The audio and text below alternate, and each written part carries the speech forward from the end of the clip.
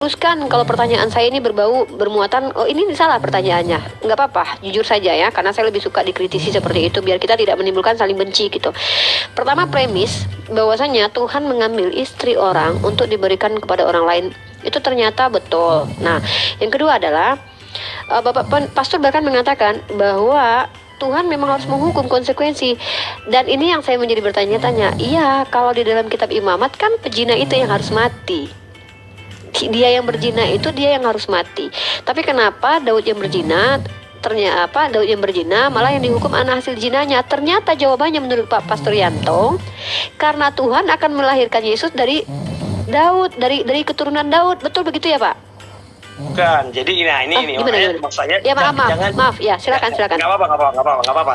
Maksud saya baik kronologis itu tidak boleh dipenggal maksudnya. Maksudnya begini, pertama kita harus pahami hukum itu kan bersifat adalah pertama gini.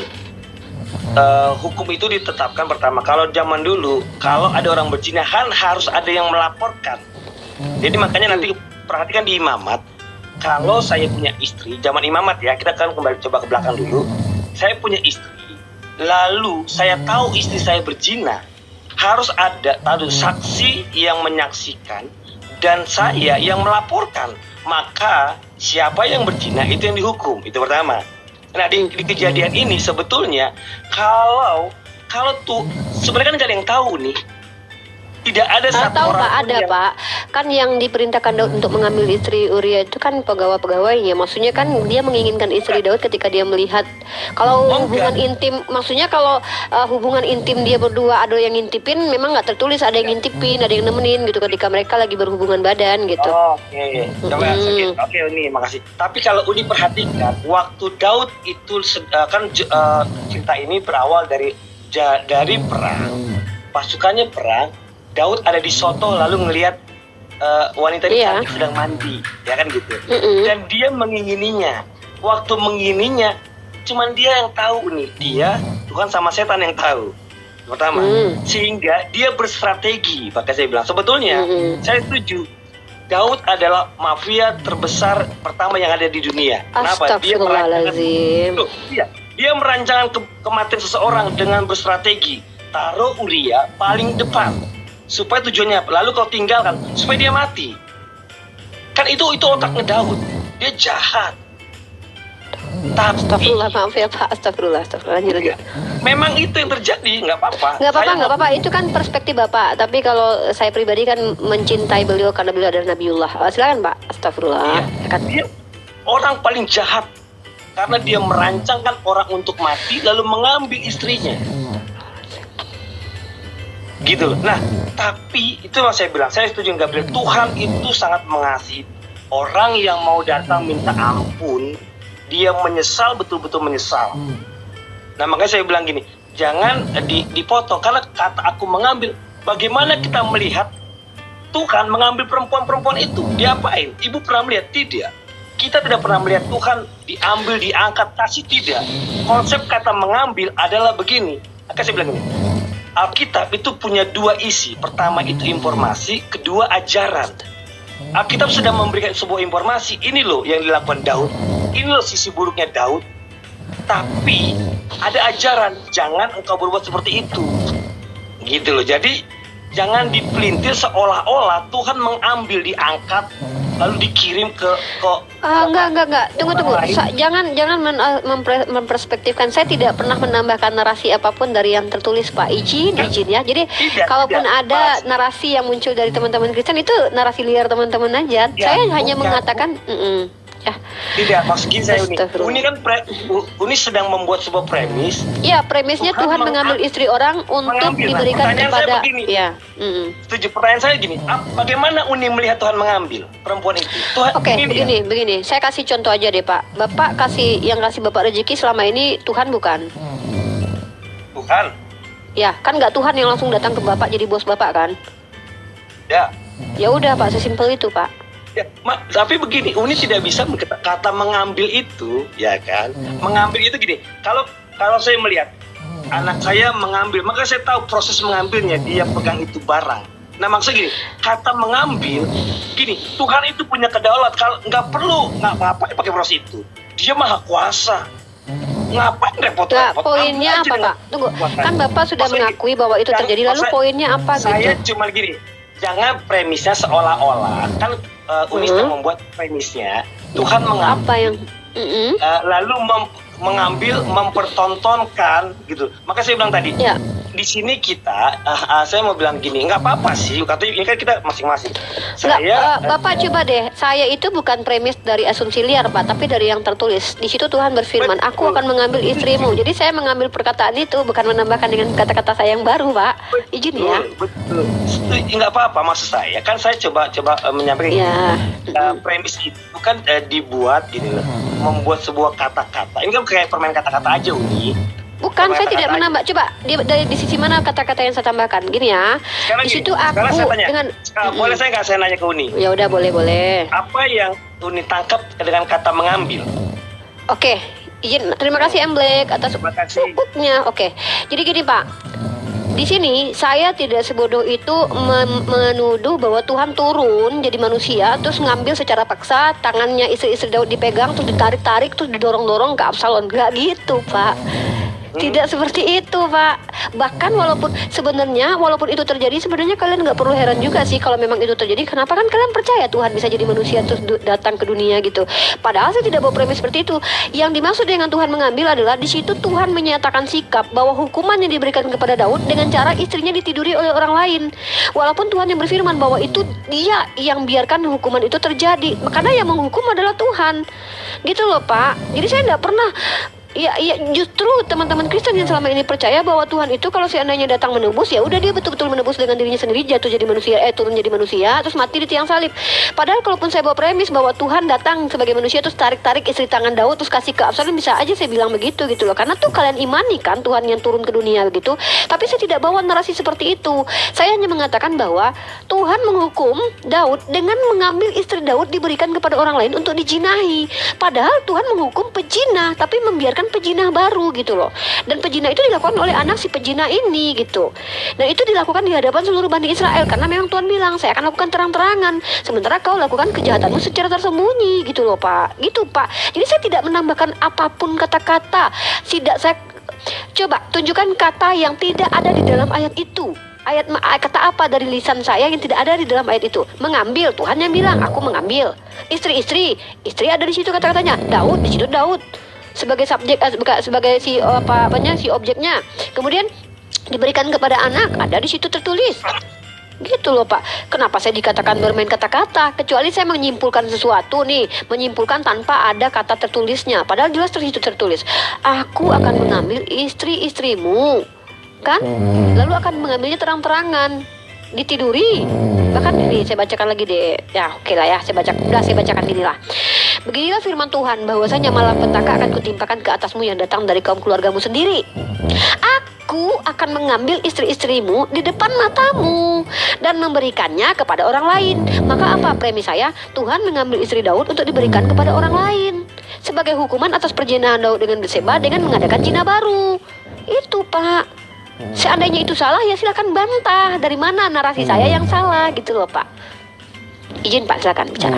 Iya, makasih. Enggak, maksud saya sih tidak. Saya begini, buat saya mengimani, bukan sih, saya mengimani apa yang saya imani. Kita kan sama-sama mengimani, ya kan? Masa gini, yang buat saya adalah kan ada kita setiap orang dengan kata-kata punya perspektif. Saya yang potong berbeda. teman-teman di bawah, izin teman-teman yang menghina Pak Pastor Yanto secara terang-terangan. Cebi, tolong Cebi awasi teman-teman Muslim yang menyerang pribadi Pak Yanto. Langsung di mute aja sepanjang live. Saya tidak izinkan kalian berlaku zolim di sini ya, teman-teman Muslim, izin. Kalau teman-teman menyerang, jangan menyerang personal. Tolong pertanyakan argumentasinya. Saya tidak izinkan teman-teman Muslim di sini berlaku tidak zolim terhadap mereka yang luar biasa, naik ke sini menjelaskan iman mereka untuk keilmuan kita, dan kalian menghina beliau dengan cara Rasulullah saja mengajarkan untuk menghormati rasi, rabi, dan pastor. Ketika perang saja tidak boleh mengganggu pastor, rasi, dan rabi. Jadi saya tidak izinkan kalian berlaku zolim. Tolonglah. Ya, walaupun beliau mengatakan bahwa Daud adalah, biarkan itu menjadi. Ya, tolong awasin Cebi. Kalau ada teman-teman Muslim, kalau Kristen biarkan. Kalau ada teman-teman Muslim yang menyerang pribadi narasumber saya, hapuskan dari peradaban. Gak perlu saya orang-orang seperti itu. Mute kan saja. Satu lagi infonya jangan spam komen ya, hargai yang lain juga komen, jangan spam komen. Terima kasih. Ya, kalau kalian membawa narasi konsekuensi logis enggak apa-apa. Ya, tapi kasih tanda tanya di belakang. Kasih tanda tanya, jangan sebuah argumentasi yang tidak berdasar menyimpulkan begitu saja, enggak bisa, ya. Oke, silakan Pak Yanto, izin lanjut. Ya, makasih ya. Jadi saya hanya mau bilang begini. Saya akan buat kesimpulan aja ini ya, supaya lebih enak dari saya pribadi. Pertama, saya akan buat kesimpulan pertama bahwa apa yang Uni sampaikan itu terjadi, sudah ya, betul kejadiannya. Pertama, yang kedua adalah bahwa apa yang Daud lakukan itu sekalipun jahat, tapi Daud mengakui kesalahannya, dan proses dia mengakui kesalahannya sudah kita lihat. Kalau di versi Injil kita tahu bagaimana dia menyesal, dia berpuasa, ya kan. Tapi namanya hukuman, sebuah ketetapan harus terjadi, dan ketetapan itu yang sudah tadi Uni sampaikan, ya. Jadi melalui Absalom sendiri. Kenapa? Dan kata yang Uni sampaikan di ayat berikutnya, yaitu supaya gini, bahwa apa yang selama ini tersembunyi, yang Daud lakukan sembunyi-sembunyi, itu dipertontonkan kepada banyak orang. Itu maknanya. Jadi semua orang akan tahu bahwa Daud pernah melakukan hal yang sangat-sangat fatal, gitu. Nah, terus ya yang terakhir Uni, ya yang terakhir adalah saya mau bilang bahwa di balik semua peristiwa ini, pertama Tuhan Maha Tahu, dan kedua ada kedaulatan Tuhan. Dan disitulah kita sebagai manusia tidak bisa sampai sebatas mana kita mengetahui apa rencana Tuhan, dan sebatas mana kita mengetahui kedaulatan Tuhan kepada tiap-tiap orang. Thank you, Uni. Ya, sama-sama. Oke, saya masuk ke komparasi dalam perspektif Islam ya. Masya Allah ya, walaupun saya bergetar hati, saya jujur ya, karena kecintaan saya terhadap Nabi Daud alaihissalam ya. Tapi saya tidak akan menghakimi teman-teman Kristen, karena kita tahu sendiri ya bagaimana pandangan mereka terhadap Abraham, yang bahkan dikatakan berzina juga karena memiliki gundik atau memiliki istri seperti Hagar gitu. Ada kok, teman-teman sudah dengar sendiri ya. Padahal Abraham sendiri adalah bapak bangsa, apalagi Nabi Daud dihina. Teman-teman tahu sendiri kalau dalam perspektif Islam bahwa Nabi itu maksum. Tuhan memilih orang terbaik untuk menyampaikan firman-Nya. Salah satunya Nabi Daud alaihissalam yang menjadi nabi yang sangat bersabar, bahkan terkenal dengan puasa Daud. 1 hari berpuasa, 1 hari berbuka. Masya Allah, beliau terkenal dengan kebijaksanaannya ketika beliau mengadili seseorang ya, yang bahkan anaknya Sulaiman juga orang yang bijak, raja yang bijak. Beliau berdua adalah raja yang bijak, raja yang adil ketika menghakimi orang-orang salah, dan kita bisa melihat ini di riwayat Muslim sendiri. Nah, sebagai bentuk pembelaan saya, izin ya Pak Pastor, kita berbeda dan kita sepakat untuk berbeda, tapi izinkan saya membela Nabi saya yang sangat saya cintai karena Allah. Nabi Daud alaihissalam adalah seorang nabi, di mana nabi sendiri artinya adalah orang yang membawa kabar, orang yang diberikan kabar untuk diberitakan kepada orang lain. Dan Nabi Daud membawa kitab Zabur, di mana Nabi Daud sendiri terkenal dengan suaranya yang sangat indah, dan Nabi Daud sendiri adalah terkenal dengan kebijaksanaannya sebagai seorang raja, dan beliau adalah orang yang sangat sabar dengan melakukan puasanya, yaitu terkenal dengan puasa Daud. Masya Allah, Allah memberikan informasi kepada kita sebagai umat Islam bahwa Daud salah satu Nabiullah yang sangat-sangat kita cintai, memiliki anak yang juga sangat bijak bernama Nabi Sulaiman. Bahkan kita percaya melalui garis keturunan Nabi Daud itu ya, kita sangat percaya bahwa ya tahu sendiri ya bagaimana Bani Israel juga menjadi umat pilihan, walaupun mereka banyak yang ingkar, tapi tetap kita tidak menjustis Bani Israel sendiri. Israel sendiri pun kita tidak boleh hina, karena Israel sendiri adalah Nabi Yakub alaihissalam yang juga kita muliakan. Maka teman-teman ya, after live ini teman-teman banyak berdoa meminta ampun kepada Allah. Semoga kita tidak termasuk yang menghina para nabi dengan kelakuan kita dan lisan kita. Astagfirullahaladzim ya, mengucap banyak-banyak. Itu saja mungkin. Dan mungkin Pak Pendeta atau Pak Pastor ada pertanyaan terkait Islam, karena saya sudah cukup dengan jawaban Anda. Saya gemetar, takutnya nanti jawaban-jawaban Anda membuat saya sedih gitu ya, karena ini nabi saya yang saya yakini sebagai nabi yang mulia. Mungkin ada pertanyaan terhadap Islam mungkin Pak. Astagfirullah. Ya. Thank you, Uni, tidak ada. Terima kasih. Baik, Itu saja. oke. Terima kasih ya. Pak Pastor masih tetap ingin standby diskusi dengan tema yang premisnya ada 5 premis sebenarnya, atau ingin turun? Silakan, saya tidak memaksa Anda untuk di sini. Gak apa-apa, saya turun aja ya, dengar aja ya. Oke. Thank you ya. Terima kasih Pak Pastor. Pak Pastor, Thank kalau you. seandainya, ada kata-kata saya yang salah dari hati yang paling dalam, saya meminta maaf kepada Anda. Saya respect terhadap Anda, apapun keyakinan Anda itu adalah keyakinan Anda. Biarlah Tuhan semesta alam yang menghakimi kita masing-masing. Dan mohon maaf kalau ada kata-kata saya menyinggung iman Anda dan menyinggung Anda sendiri gitu sebagai seorang pastor. By the way, respect terhadap Anda. Semoga sehat selalu. Jangan Oke, bosan untuk thank you. berkunjung ke room saya, Pak Maaf Pastor. ya, kalau ada yang salah ya. Sama-sama. Thank you semua ya. Iya, sama-sama. Selamat malam. Terima kasih. Oke. Ya, oke, terima kasih. Ya, sekarang kita ke Charles the King ya. Charles the King. Nah, Silakan. ya, selamat malam. Malam mau menjawab terkait tentang pertanyaan kami tentang Ya, enggak. Saya mau saja. Saya ikuti dari tadi semua. Saya Oke. mau sebenarnya saya enggak terlalu dengan dengan terlalu paham baca semua di Alkitab karena banyak sekali. Tapi saya mau bertanya tuh, ini apa tujuannya ini dari yang Umi bahas, apa tujuan akhirnya nanti, maksudnya gitu intinya. Oke, baik. Pertama, Kristen itu ada misi yang disebut dengan amanat agung menyebarkan Injil ke seluruh makhluk, dan itu sudah dilakukan oleh teman-teman Kristen dengan cara memberikan penjelasan tentang Bible. Kalau gitu kita tidak masalah, tapi yang paling buruk adalah mereka menyerang Islam dengan memberikan pertanyaan-pertanyaan dan memframing agama Islam. Itu sudah dilakukan. Bahkan yang pertama sekali melakukan adalah Yohanes Damaskus di abad ke-8 dengan membuat literasi buruk terkait Islam. Dan itu disebut sebagai apologet. Apa itu? Apologia, membela iman. Dan ini dilakukan oleh para teman-teman Kristen yang bergelar apologet Kristen. Saya sebagai seorang muslimah dengan ajaran dakwah bil hikmah diperintahkan juga untuk menjawab syubhat. Ya, saya tidak mungkin membiarkan syubhat. Ya, syubhat itu adalah asumsi liar yang membagongkan, yang tidak pernah kami imani, yang meragukan, tapi dibawa oleh teman-teman Kristen. Contoh, ketika Ica mengatakan bahwa Allah merevisi Al-Quran, padahal tidak ada seperti itu. Contoh ketika Mikana di Komaldia yang mengatakan bahwa Yesus adalah Allah. Oh, tidak bisa gitu kami biarkan.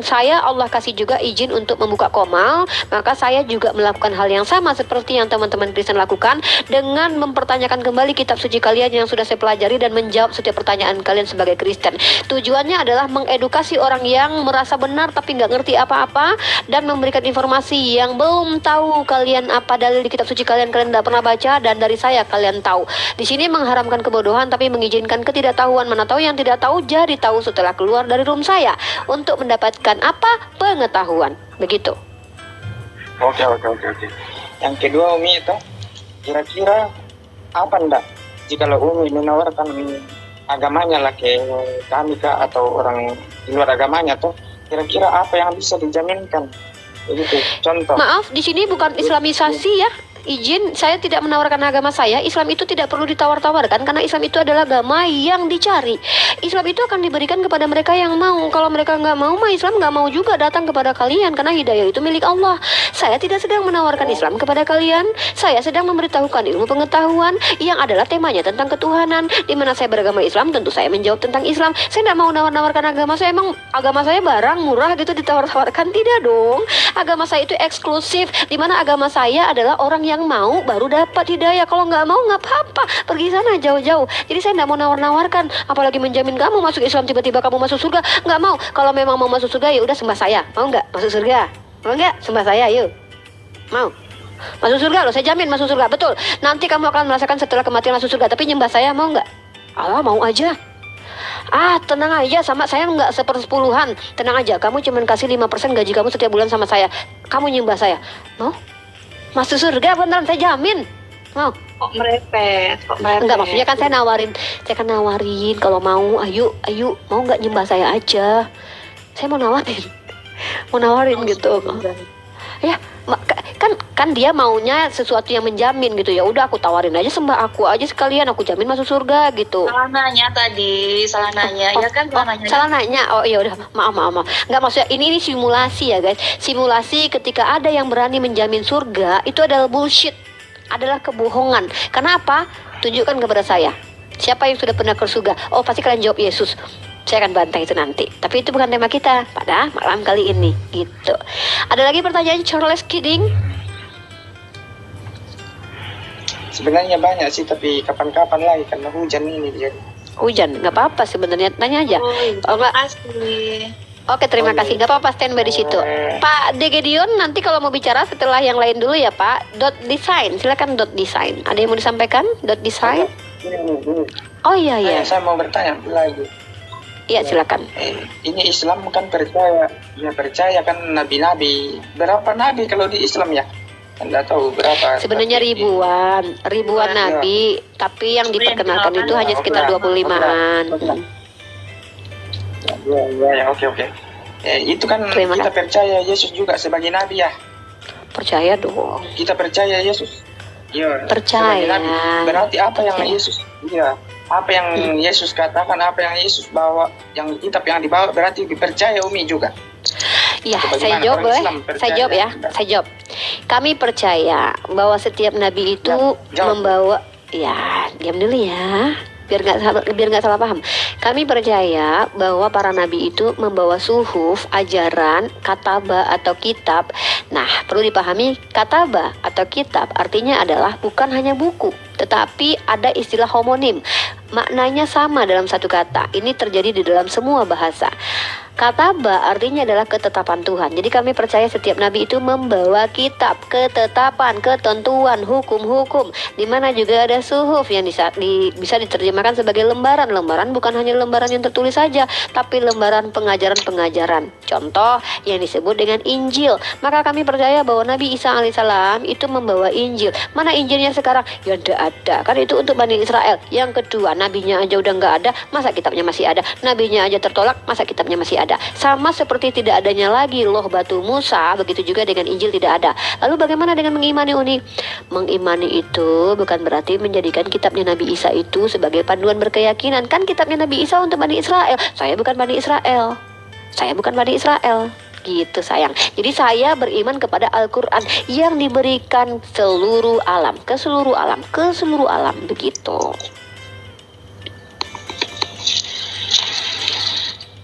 Oh, yang mau catat, maaf ya, saya ulangi nanti pelan-pelan. Jadi ya sudah. Saya mau bertanya lagi. Boleh. Kami kan Kristen tidak percaya, tidak percaya itu Muhammad itu adalah nabi. Nggak apa-apa. Boleh enggak Umi bisa ya buktikan kalau Muhammad itu benar-benar dia adalah nabi yang benar.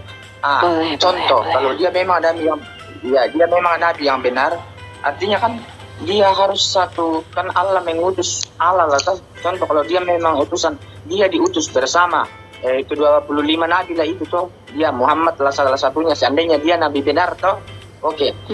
Tapi Muhammad ini beda daripada semua nabi. Dari semua nabi yang lain dia beda. Pertama, Bedanya apa? yaitu beda. Pertama itu Ya apa bedanya? dia lupa semua lagi. Oke, saya kasih dia persamaan ya, bentar. beristri Saya kasih. lima, toh? Ya, tidak beda. Dia Saya kasih, oke, saya kasih persamaan ya. Pak Pendeta Titepu di mute dulu, Pak, berisik. Tidak ada perbedaan, Say. Pertama, Nabi Muhammad berperang, Nabi Ibrahim berperang, Musa berperang. Kedua, Nabi Muhammad punya istri banyak, Nabi Ibrahim punya istri banyak, punya gundik. Nabi Daud punya istri, punya gundik, bahkan lebih banyak daripada Nabi Muhammad. Bahkan Salomo, ya walaupun bukan Nabi menurut kalian ya, tapi dia termasuk orang yang dikasihi Tuhan, maksudnya disukai Tuhan gitu ya. Terus siapa lagi yang Nabi ya dalam kitab kalian ya? Ayat tuh Daud tuh Nabi kisah para Rasul pasal ketiga, pasal kedua ayat 30 tuh. Ibrahim tuh punya istri dari lebih satu tuh, berarti juga Nabi. Apa bedanya dengan Nabi Muhammad? Yang kedua, bentar dulu. Mengajarkan menyembah kepada Tuhan yang satu doang Tuhannya, nggak ada Trinitas, nggak ada tuh Daud mengajarkan Trinitas, nggak ada tuh Ibrahim mengajarkan Trinitas, tidak ada itu Musa mengajarkan Trinitas. Nah kemudian satu lagi itu mengajarkan berkiblat, Daud mengajarkan berkiblat, di Tawarikh diajarkan berkiblat, di kitab Perjanjian Lama diajarkan berkiblat. Nah kemudian apa lagi ya? Itu ajarannya sama linear gitu. Kok dikatakan beda dengan Nabi Muhammad SAW? Tapi kalau perspektif Bible sebenarnya nabi kami memang beda dengan nabi kalian. Ya. Karena Nabi Daud itu kan kalau berzina. Tuh, bentar. Perbedaannya adalah izin ya, seperti tema kita ini ya. Kalau Nabi Muhammad itu tidak pernah berzina, tapi di kitab kalian nabi kalian justru Ya. berzina. Bentar dulu, saya kan kasih dalil nih. Ya ada perbedaan sih. Di kitab kalian digambarkan Nabi Daud itu seorang pezina. Di kitab kalian digambarkan bahwa nabi kalian itu punya gundik. Sementara kalau Nabi Muhammad itu istri-istrinya semua dinikahi dan beliau tidak pernah berzina gitu. Kemudian di kitab kalian digambarkan bahwa nabi-nabi itu bahkan dengan secara mengerikan ya, sangat mengerikan sekali kalau kita baca kitab-kitab kalian gitu.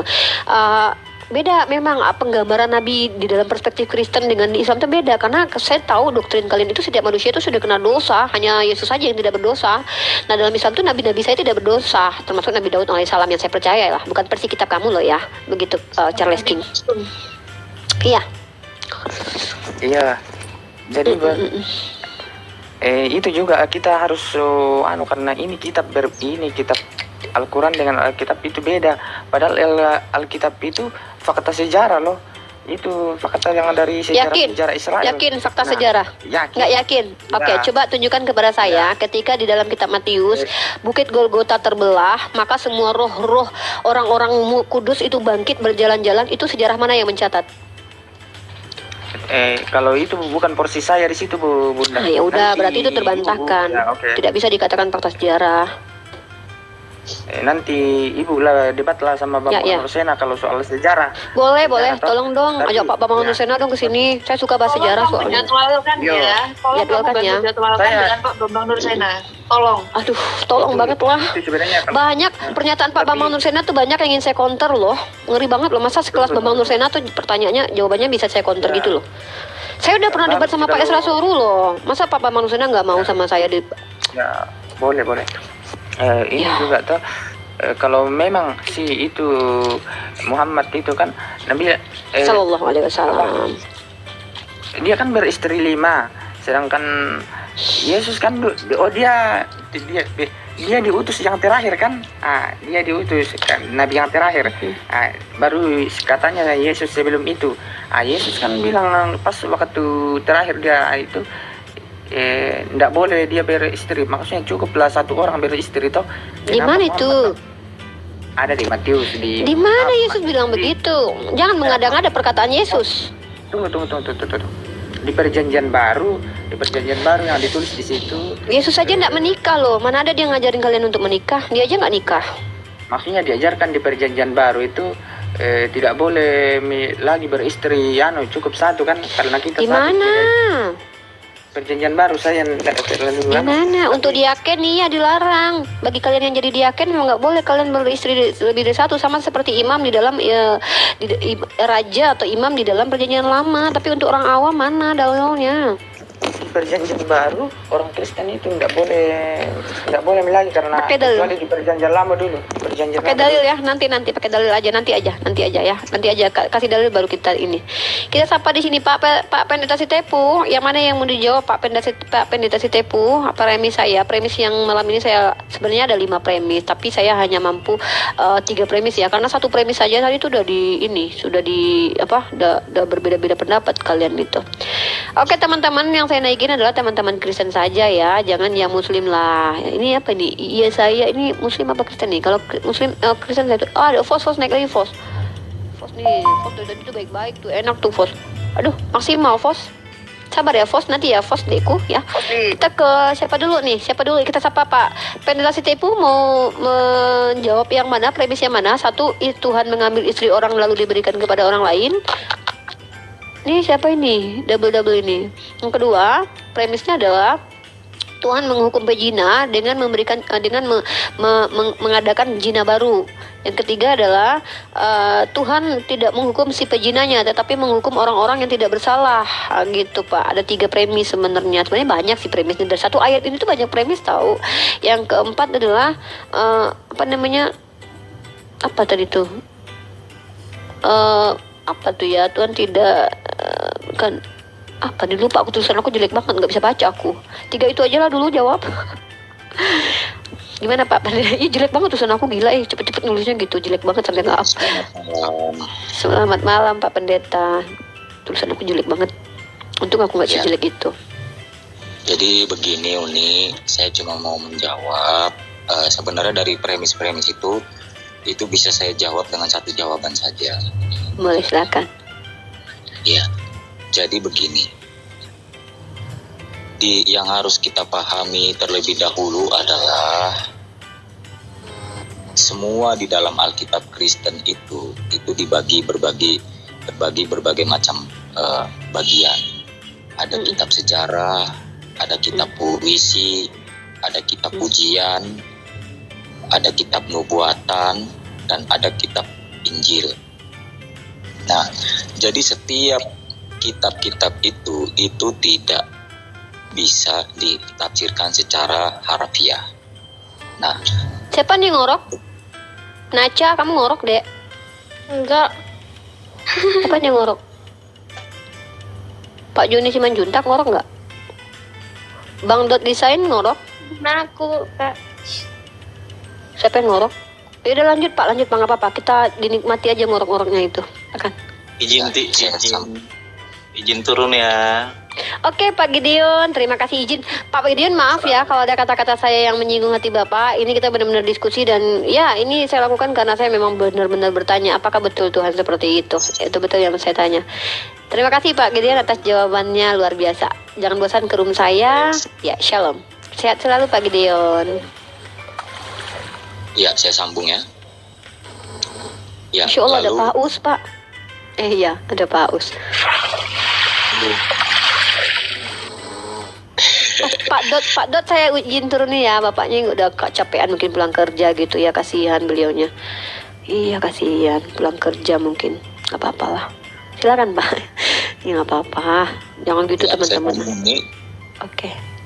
Ya, lalu berkaitan dengan cerita yang tadi Uni sampaikan, itu memang benar terjadi adanya. Ceritanya memang sejarahnya memang seperti itu, tetapi itu tidak bisa dijadikan sebagai tafsiran bahwa seakan-akan Tuhan itu jahat atau apa begitu. Tidak. Tetapi seperti saya selalu berkata bahwa apa yang kita perbuat itu pasti kita akan tuai. Saya selalu berkata bahwa tabur tua itu berlaku bagi kami Kristen. Kang Will, di-mute dulu Kang Will. Halo Yoyon, apa kabar Yoyon? Sehat terus Yoyon. Lanjut Pak Pendeta Sitepu. Ya, lalu apa yang dilakukan Daud itu adalah suatu kesalahan dosa besar di mana dia mengambil istri Uria, Betsheba, dan akhirnya terjadilah peristiwa itu sampai menjadi sejarah. Tetapi yang dimaksudkan ditulis di dalam Alkitab itu hanya menceritakan sejarah bahwa Nabi Daud pernah melakukan itu. Ditulis seperti itu supaya kita tidak melakukan itu. Nah, itu digenapi oleh hukuman-hukuman yang dialami Daud itu tertulis di dalam 2 Samuel 12 ayat 11 dan 12 itu berkaitan dengan ayat-ayat yang lain. Nah, itu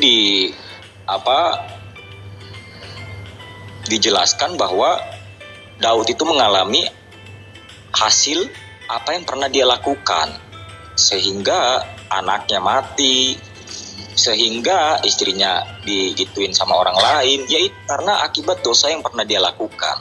Sebenarnya Tuhan hanya ingin menjelaskan itu, bahwa apa yang engkau lakukan itu akan kau dapatkan lagi. Saya selalu berkata seperti itu kan, setiap saya bicara di Room Uni, hukum tabur tua itu pasti ada.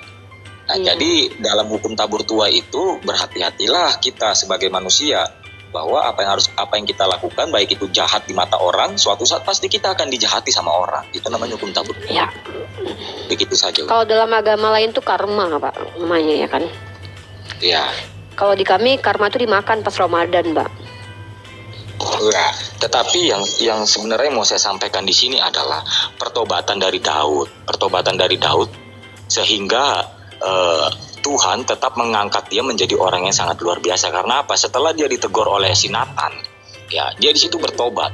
Tetapi oleh karena kejahatannya itu, ya dia tetap harus mengambil hukumannya. Tetapi di balik pertobatannya itu, ya dia berubah drastis, diangkat Tuhan luar biasa. Beda halnya dengan yang seperti saya pernah bawakan, beda halnya dengan Yudas Iskariot dan Petrus. Iya. Yudas Iskariot itu berakhir dengan mengakhiri hidupnya. Nah, itu saja sebenarnya. Ya, ya. Ya, terima kasih. Oke. Terima kasih Pak Pendeta Setepu jawabannya, dan itu keyakinan Pak Pendeta Setepu, kita hargai ya jawaban dari Pak Pendeta. Karena kita tidak akan bantah. Kita di sini hanya ingin tahu bagaimana cara memahaminya gitu. Itu jawaban dari Pak Pendeta Setepu. Boleh saya tambahkan ini? Oke, Fos itu signalnya itu merah. Signalnya Fos merah tuh. Mungkin Fos mau nunggu signalnya bagus dulu, mau jawab.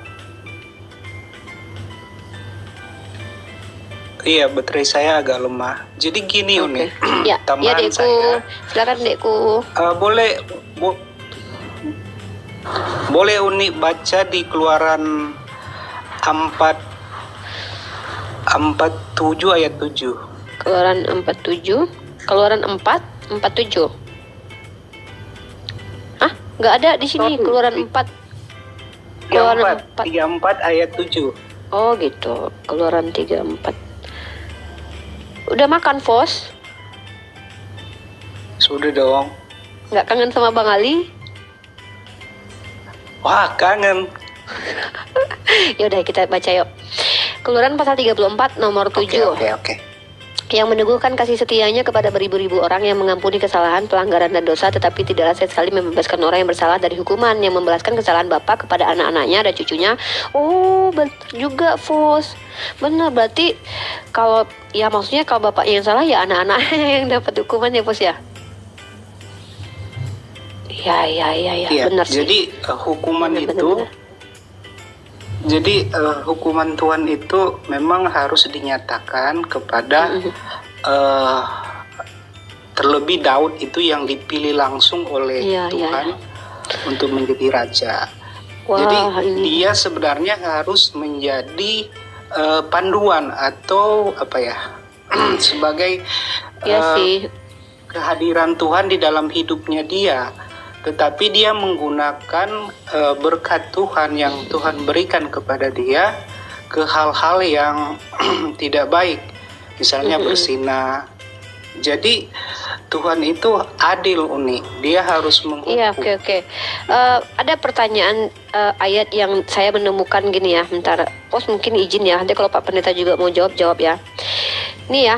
Keluaran pasal 34 saya bacakan ya, yang meneguhkan kasih setianya kepada beribu-ribu orang, yang mengampuni kesalahan, pelanggaran dan dosa, tetapi tidaklah sekali membebaskan orang yang bersalah dari hukuman, yang membalaskan kesalahan bapak kepada anaknya. Ini dibuktikan Tuhan ya, karena Tuhan yang berdosa adalah Daud, tapi yang menerima hukumannya anak hasil zinanya itu satu, itu betul-betul dibuktikan Tuhan.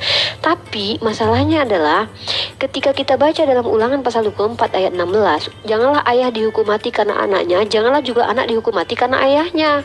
Setiap orang harus dihukum mati karena dosanya sendiri. Nah, Ulangan pasal 24 ayat 16 dengan Keluaran pasal 34 ayat 7 itu bertentangan, Fos. Bisa nggak Fos jelasin itu kenapa itu? Oke, saya kasih di depan ini ya. Saya kasih di depan, bentar, saya kasih di depan Cebi ya. Nanti Cebi kamu tampilin ya. Saya jawab ya. Boleh. Iya. Jadi di dalam Ulangan 24 ini yang Uni bacakan itu adalah perkataan Musa tentang melindungi sesama manusia, bukan antara manusia dengan Tuhan. Kalau dengan Tuhan hukuman tetap ada, tetapi itu adalah kaitannya dengan melindungi sesama manusia. Jadi beda konteks ini, beda konteks. Oke, Itu maksudnya adalah sesama manusia, bukan dengan Tuhan.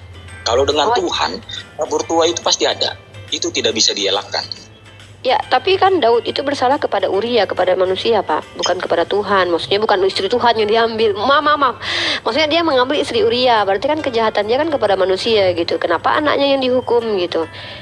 Tetap maksud saya adalah itu bicara konteksnya ayat itu tentang manusia, bukan berbicara tentang antara relasi manusia dengan Tuhan, tetapi konteks sesama manusia dengan manusia. Dan konteks yang di Samuel tadi itu konteksnya adalah antara hukum Tuhan, hukum Tuhan langsung. Kalau itu antara relasi sama manusia, hukum antara manusia, paham ya maksud saya, Uni ya? Saya paham, maksudnya kalau seandainya kita bicara tentang hukuman manusia berbuat jahat nih, manusia yang menghukum sendiri kan begitu ya? Ya. Nah, bukankah ketika Tuhan menghukum kan melalui manusia, Pak? Ketika suku Amalek dihukum Tuhan kan melalui tangannya Bani Israel, Pak? Kenapa? Tapi itu beda Kan- konteks. Beda konteks maksud saya kalau Daud itu kan berzina. Nah, zina itu kan hukumannya, zina itu kan biasanya antara manusia dengan Tuhan, karena zina itu yang mengeluarkan peraturan adalah Tuhan. Tetapi kalau di konteks yang Uni bacakan tadi itu sudah berbeda konteks. Itu antara manusia dengan manusia pribadi, bukan antara manusia dengan Tuhan. Bukan manusia dengan Tuhan, maksudnya gimana? Maksudnya gini, saya bacakan ya. Iya. Nih ya, kita baca di sini. Tentang melindungi sesama manusia. Nah, kalau kita bicara, Daud itu kan berdosanya kan Pak mengambil istri orang tuh. Dia kan raja, kan dia tidak mencelakai Uria gitu. Pertama mengambil istri Uria lalu membunuh Uria. Artinya kan kejahatannya kan terhadap manusia. Nah, sementara di sini kita baca konteksnya tentang melindungi sesama manusia. Janganlah mengambil kilangan atau batu kilangan sebagai gadai. Apabila seorang kedapatan sedang menculik orang, salah seorang saudaranya dari antara orang Israel, lalu memperlakukan dia sebagai budak dan menjual dia, maka haruslah penculik itu mati. Demikian harus kau hapuskan yang jahat itu di tengah-tengahmu. Nah, ada perintah kalau orang jahat itu dihapuskan tengah-tengahnya. Lah ini Daud mengambil istri orang, membunuhnya si Uria, kok nggak dihapuskan di tengah-tengahnya? Kok anaknya yang dihukum? Nah, makanya saya katakan kok bertentangan. Giliran untuk Daud, kenapa kok Tuhan kayak gini ya, mohon maaf ya, yang bersalah adalah Daud, kok yang dihukum anaknya gitu kan. Siapa ini cantik sekali, kalian kok cantik kali, kalah aku ya, kayak gitu. Jadi ketika di zaman ulangan, kok ketika Tuhan ajarkan kepada orang lain, kok orang itu yang harus mati. Saya bacakan nih. Hati-hatilah dalam hal penyakit kusta dan lakukan dengan tepat nih. Ingat apa yang dilakukan Tuhan Allahmu kepada Miriam pada waktu perjalanan keluar Mesir. Apabila engkau meminjamkan sesuatu, bla bla bla. Jika seorang miskin ini tetap ke manusia, ke kejahatan manusia ke manusia lain nih. Baru nanti di Ulangan pasal 24-nya ayat ke-16-nya. Nah, pada hari itu juga haruslah engkau membayar upahnya sebelum matahari terbenam. Janganlah ayah dihukum mati karena anaknya. Janganlah juga anak dihukum mati karena ayahnya. Setiap orang harus dihukum mati karena dosanya sendiri. Tuh, ini berkaitan dengan dosa manusia dengan manusia lain. Nah, Daud melakukan dosanya kejahatan kepada manusia lain. Apa itu? Mengutus Uria yang adalah suami Betseba untuk mati di medan perang, kan kejahatan kepada manusia. Yang menghukum Tuhan langsung, tapi Tuhan menghukum anaknya sama istrinya. Nah, giliran di sini Tuhan ngajarin ke manusia kalau kejahatan sesama manusia jangan orang lain, jangan anak yang dihukum. Ini kan kayak gini Pak, maaf Pak ya, maaf banget. Tuhan ajarkan kalau kalian jahat sama kalian harus penjahat yang dibunuh. Tapi ketika Daud yang bersalah gitu, kok anaknya yang dibunuh gitu loh Pak. Apa memang ada perbedaan antara Daud dengan manusia lain gitu Pak? Tidak Uni. Jadi di situ ceritanya Daud itu adalah sebagai raja dan dia juga sebagai imam, dan dia berusaha untuk memutarbalikkan fakta dengan cara-caranya dia. Nah, jadi itu sudah kekejian bagi Tuhan. Dia sudah memutarbalik fakta di situ. Ada usaha dia untuk mengubah-ubah apa aturan firman Tuhan. Siapa? Nah, Siapa maksudnya yang merubah? Si Daud. Astagfirullah, ngeri banget Nabi Daud. lanjut. Ya. Nah, jadi karena usaha-usaha dia itulah karena dia di situ statusnya sebagai raja dan imam. Nah, jadi ada usaha-usaha dia itu untuk melindungi atau menutupi kesalahannya. Nah, sedangkan yang beraturan sepenuhnya itu adalah firman Tuhan. Tetapi Daud berusaha untuk menutupi kesalahannya itu. Nah, itu menjadi sesuatu kekejian bagi Tuhan. Sehingga ya turunlah kata-kata seperti itu. Artinya kan Daud enggak, maksudnya gini Pak. Artinya kan Daud itu keji banget kan. Tapi kenapa bukan dia yang dibunuh Tuhan? Kenapa harus anaknya gitu loh Pak? Sementara di Ulangan, kenapa hukumannya kalau yang salah ya yang salah yang dihukum gitu loh Pak? Iya, karena di situ posisinya Daud bertobat kan.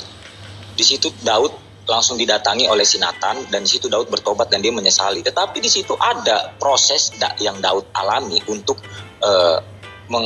menjalani hukumannya itu. Yaitu prosesnya yaitu dengan kehilangan anak yang hukumannya itu ada.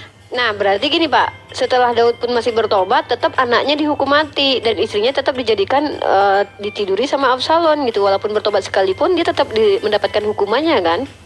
Iya, itu tabur tuai. Kan saya sudah bilang. Saya sudah pernah bilang. Lalu bagaimana kemudian dogmanya Kristen tentang Yesus ketika Adam bersalah, Paulus bersalah, tidak mendapatkan tabur tuai Pak? Maksudnya sorry Adam, Paulus maksud saya, kenapa Paulus tidak mendapatkan tabur tuai ketika dia sudah membunuh Stefanus gitu loh. Kok ada perbedaan sikap antara misalnya Tuhan dengan beberapa Bisa. orang tuh beda-beda sikap gitu. Paulus juga mengalami. Apa tabur tuainya Paulus? Paulus juga mengalami. Di situ Paulus berdoa. Dia meminta kepada Tuhan, Tuhan kiranya duri dalam daging ini Engkau ambil. Nah, tetapi Tuhan berkata apa? Sudah cukup kasih karuniaku samamu. Biarlah di balik kelemahanmu itu kuasaku ditunjukkan. Nah, jadi Paulus itu pun mengalami tabur tuai. Apa Pak Tidak tabur ada tuainya Paulus? Kan membunuh Uria, gini Pak ya, membunuh Uria itu tabur tuainya Daud adalah istrinya Daud diambil Tuhan diberikan kepada Absalom. Kalau Paulus apanya yang diambil ketika dia membunuh Stefanus? Alkitab tidak mencatat secara jelas, tetapi yang dijelaskan di situ adalah Paulus itu memiliki kelemahan akibat karena kesalahannya dulu. Sehingga di Alkitab dituliskan seperti itu, duri dalam daging. Ada kata-kata duri dalam daging. Paulus itu berdoa sama Tuhan, kiranya Tuhan angkat duri dalam daging itu. Duri dalam daging itu adalah penderitaan artinya. Penderitaan. Nah, jadi ada suatu penderitaan yang Paulus alami. Sehingga Paulus berkata, angkatlah duri dalam daging ini. Tapi Tuhan berkata apa? Yaitu sudah cukup kasih karunia. Enggak, kalau masalah penderitaan Pak, jangankan Paulus yang berdosa Pak, Yesus yang tidak berdosa aja juga menderita Pak. Kalau kita bilang tabur tuai mah Yesus saja yang nggak pernah berbuat jahat, menurut kalian dia menuai semua kejahatan orang lain gitu. Jadi memang konsepnya memang setiap manusia itu menderita. Tapi masalahnya kok perbedaan perlakuan Tuhan ini maksud saya gitu loh. Dengan apa Pak? Tabur tua itu tidak seharusnya sama. Tidak seharusnya nah sama. Makanya saya bilang gitu. Mari kita. Nah, itu maksud saya. Ya, itu maksud saya. Berarti kan tidak sama. Mari kita lihat. Giliran Daud, dia itu mengutus Uria. Ini kejahatan Daud ini kan luar biasa nih Pak, jahat banget gitu ya. Kejahatan Daud itu dalam perspektif kalian ya, na'udzubillah min dzalik ya, kami tidak percaya. Nabi Daud ini mengutus Uria yang suaminya Batseba. Sebelumnya ditiduri dulu istrinya, lalu suaminya diutus sampai mati. Nah dia kan jahat tuh, jahat. Lalu yang dibunuh Tuhan adalah bukan Daudnya nih. Daud ini nggak dibunuh, tapi yang dibunuh siapa? Yang dibunuh adalah anak hasil jinanya yang nggak ngerti apa-apa, ditulah lagi sama Tuhan. Padahal anaknya nggak ngerti apa-apa. Yang ngerasain tulah tuh anaknya. Kemudian dosa yang selanjutnya yaitu istrinya Daud diambil Tuhan, diberikan kepada Absalom, dipakailah sama Absalom. Perjinahan terjadi. Nah itu. Daudnya gimana? Daudnya di dalam kitabnya Bapak dikatakan sebab Daud telah melakukan yang benar di mata Tuhan kecuali perkara Uria. Nih saya tunjukin dalilnya ya. Sebab Daud telah melakukan perkara yang benar di mata Tuhan. Ini ada di dalam 1 Raja-Raja pasal ke-15 ayat ke-5. Nih saya tunjukin dalilnya ya. Nih. Ini ada kayak Tuhan nih kayak sama Daud beda. Jadi kayak maaf ya, kayak Tuhan tuh kayak pilih-pilih gitu. 1 Raja-Raja 15 ayat 5. Bentar. 1 Raja-Raja 15 ayat 5. Sementara Onan ya Pak. Onan Bapak tahu nggak Onan? Onan itu adalah adiknya anak Yehuda ya. Onan itu diperintahkan Yehuda untuk menghamili istrinya itu dibunuh Tuhan karena menurut Tuhan jahat. Nah, ketika Onan berhubungan badan dengan Tamar yang istrinya si ini, dia tidak mau menghamili anak istrinya Kenapa? Karena kalau dia menghamili istrinya nanti anaknya itu tidak bisa disebut anak dia, tapi dikatakan anaknya padahal yang buat kan dia. Ya nggak maulah dia.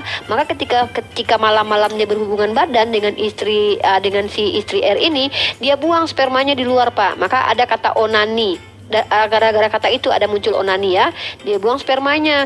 Nah Tuhan marah, dibunuhlah sama Tuhan Onan ini. Kenapa Onan yang nggak mau menghamili istri kakaknya dengan alasan dia nggak mau nanti karena toh juga tidak akan disebut anak dia, dibunuh Tuhan. Sementara Daud udah jelas-jelas ngambil bini orang, isi Uria dilempar ke medan perang sampai mati. Tapi kok yang dibunuh bukan Daudnya, yang dibunuh justru si anaknya Daud yang nggak ngerti apa-apa hasil zina itu, dan juga istrinya yang disuruh ditiduri sama orang lain, sama anaknya sendiri gitu. Nah bahkan dikatakan dalam 1 Raja-Raja pasal ke-15, Karena Daud telah melakukan apa yang benar di mata Tuhan dan tidak menyimpang dari segala yang diperintahkannya kepadanya seumur hidupnya, kecuali dalam perkara Uria orang Het itu. Tuhan hanya mengingat kejahatan Daud tentang mengirim Uria, Pak, tapi nggak mengingat kejahatan Daud yang punya gundik, yang mengambil Batseba. Nggak diingat sama Tuhan, cuman masalah Uria doang. Nah, makanya saya bingung. Ini kenapa ada diskriminasi gitu loh antara, maksudnya keadilan Tuhan tuh di mana sih di sini gitu. Nah, begitu juga terjadi kepada Paulus gitu loh. Paulus itu membunuh Stefanus, sesat lagi Farisi kan, kemudian menyesah murid-murid Yesus. Tiba-tiba dipertaubatkan Tuhan. Lah, sementara anak-anak kecil yang menyusui suku Amalek, Pak, masih menyusui di dada ibunya, disuruh habisi sama Tuhan yang Bani Israel gitu. Anak kecil yang umur 32 orang cuman bilang, botak ngejek Nabi Elia loh, Pak. Anak kecil, Pak, ya, ngejek Nabi Elia dengan bilang botak dihabisi sama Tuhan. Ketika Elia berdoa atas nama Tuhan, datang beruang mencabik-cabik anak kecil itu. Tapi kenapa Paulus dan Daud kayak dapat tempat aja gitu di mata Tuhan? Ini gimana coba, Pak? Saya jawab ya. Kalau itu pertanyaan yang sangat mudah sekali untuk saya. Kenapa saya katakan seperti itu? Suku Amalek itu adalah suku yang menyembah dewa-dewa. Dan sedangkan bangsa Israel itu adalah bangsa umat pilihan Tuhan. Dan Tuhan sudah berjanji kepada bangsa Israel waktu mereka di tanah Mesir untuk menempatkan bangsa Israel itu di tanah perjanjian. Dan untuk mencapai ke tanah perjanjian itu tentunya mereka akan menghadapi bangsa-bangsa lain karena mereka melewati daerah-daerah lain. Dan pada saat itu zamannya adalah zaman-zaman perampokan, setiap orang yang lewat itu dirampok, dan oleh sebab itulah Tuhan menyuruh seperti itu, dan itu juga tertulis di dalam kitab Al-Quran juga banyak cerita-cerita yang menjelaskan tentang pembunuhan bangsa-bangsa kafir. Iya, tapi bayi yang menyusui loh, Pak, itu adalah orang kafir, orang yang tidak percaya Tuhan. Dan oleh sebab itulah tuh, ketika bawa Al-Quran, bawakan dalilnya ya, Pak, biar tidak terkesan framing gitu. Di tanah perjanjian, dan setiap di dalam perjalanan itu banyak bangsa-bangsa lain yang menyerang. Karena apa? Karena pada saat itu bangsa Israel membawa banyak sekali hasil dari tanah Mesir, perhiasan, emas, atau apapun itu segalanya dari tanah Mesir.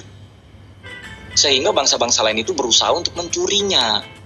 Dan oleh sebab itulah Tuhan menyuruh semua bangsa-bangsa kafir yang penyembah-penyembah dewa, penyembah-penyembah Baal, semua itu disuruh basmi. Karena apa?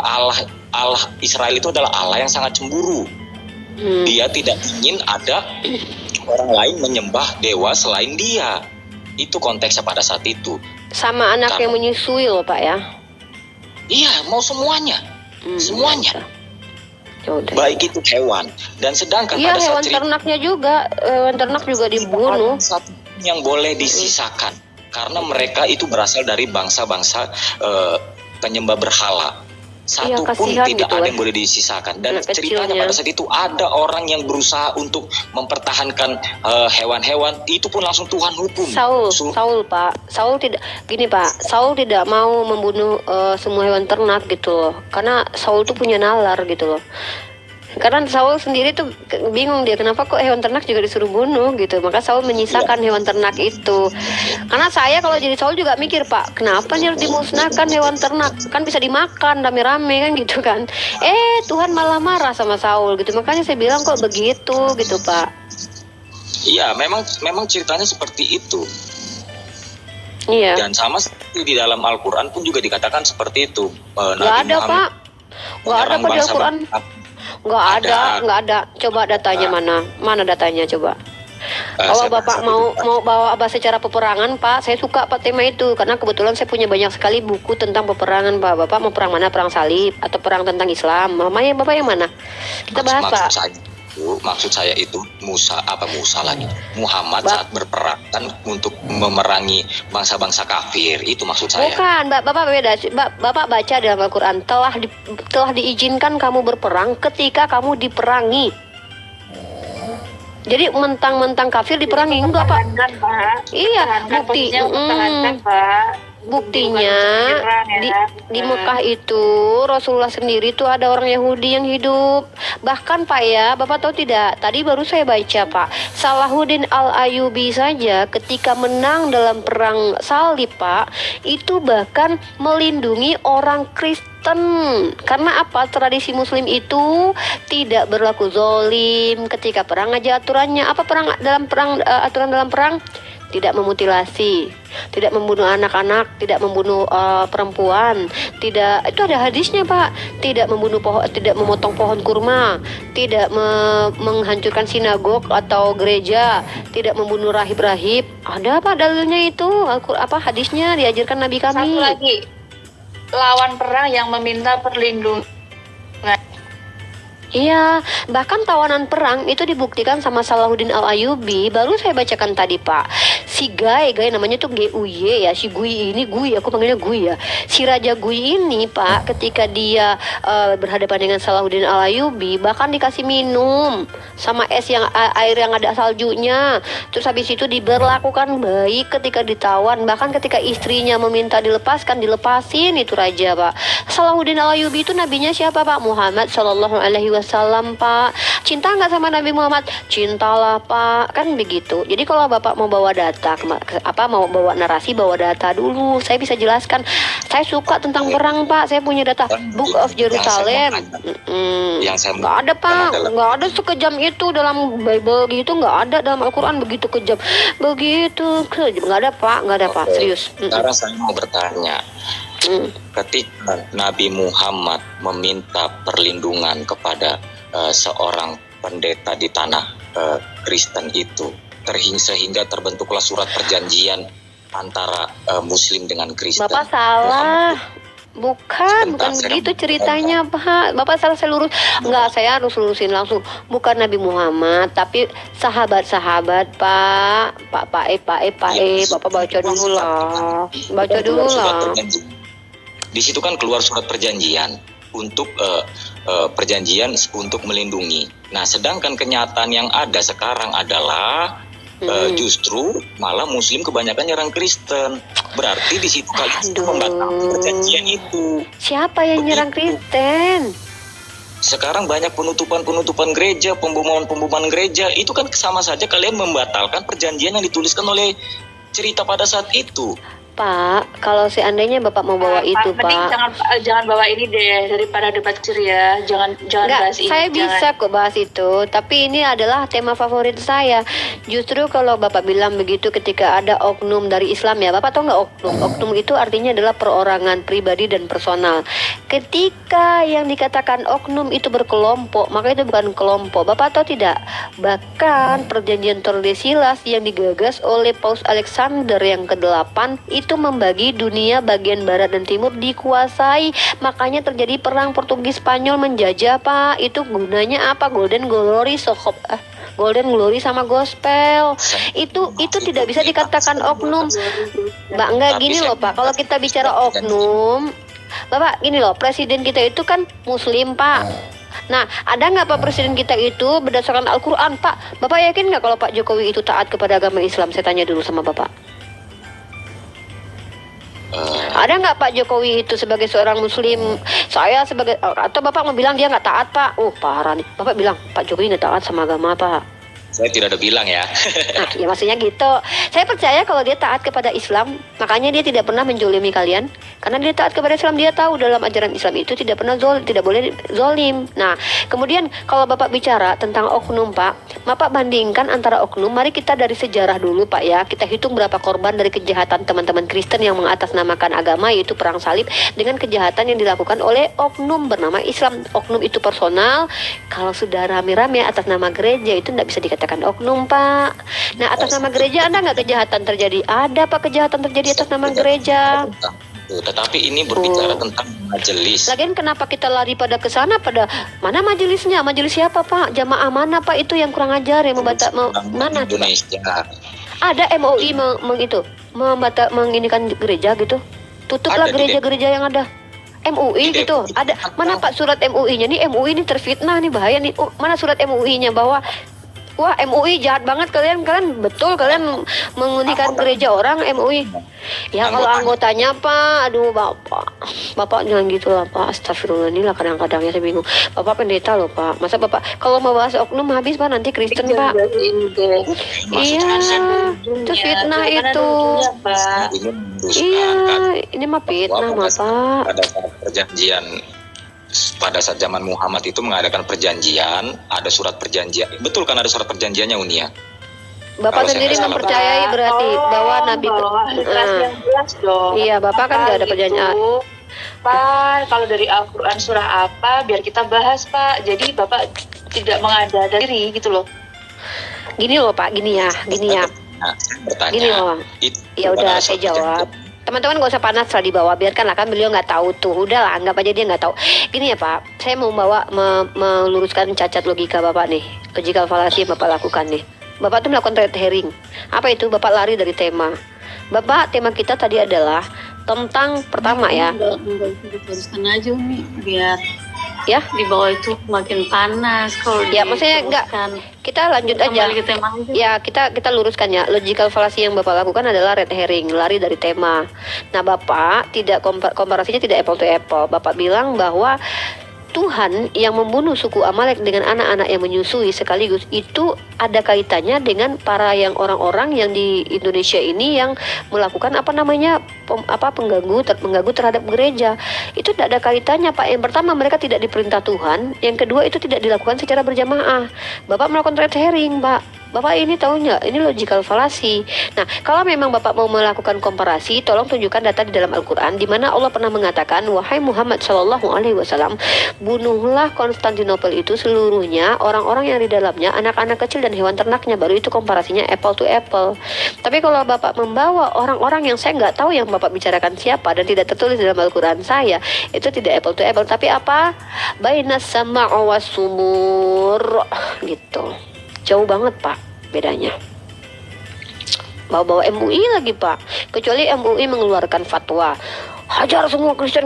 Nah itu baru jahat tuh namanya tuh.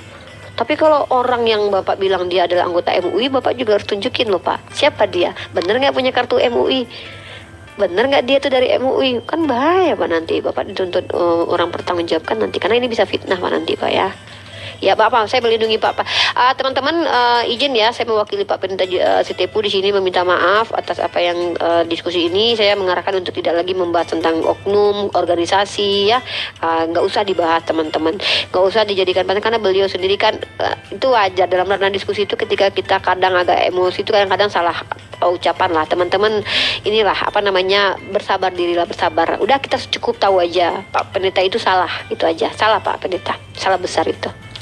Mungkin itu aja sih, aku standby Bapak dulu, jangan kalau kita Esther, kalau bahas masalah ada ayat Al-Quran di surat Al-Baqarah 126. Al-Baqarah 126. Al-Baqarah 126, saya baca tafsir aja ya. Tunggu bentar, aku ambil tafsir dulu ya. Sorry, 216. Di situ Allah menyuruh berperang. Oh iya, kami memang dibolehkan berperang, Fos. Kalau diperangi, tidak masalah. Al-Baqarah 216. Boleh Uni bacakan dulu? Siap, saya bacakan. Saya tuh kalau diskusi itu gini loh, Fos. Nah, saya tuh tidak mau asumsi pribadi, Fos. Saya bawa ini, Fos. Kitab, Fos. Nah, Al-Baqarah 216. Bapak Al-Baqarah? Nomor 216. Waduh, nggak nyampe pula nih. Ntar, jilid 3 lagi ternyata. Yang kasih tahu Cebi sih. Nih, yang kasih tahu saya Cebi.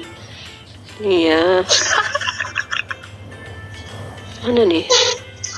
Mana tafsir aku? Alhamdulillah ada tafsirku di sini. Aku itu standby 216. Ini ya, kitab Al-Qurtubi. Al-Baqarah 216. Apa yang Fos pahami terkait ayat itu? 216 halaman 87. Oke, saya bacakan. Bismillahirrahmanirrahim.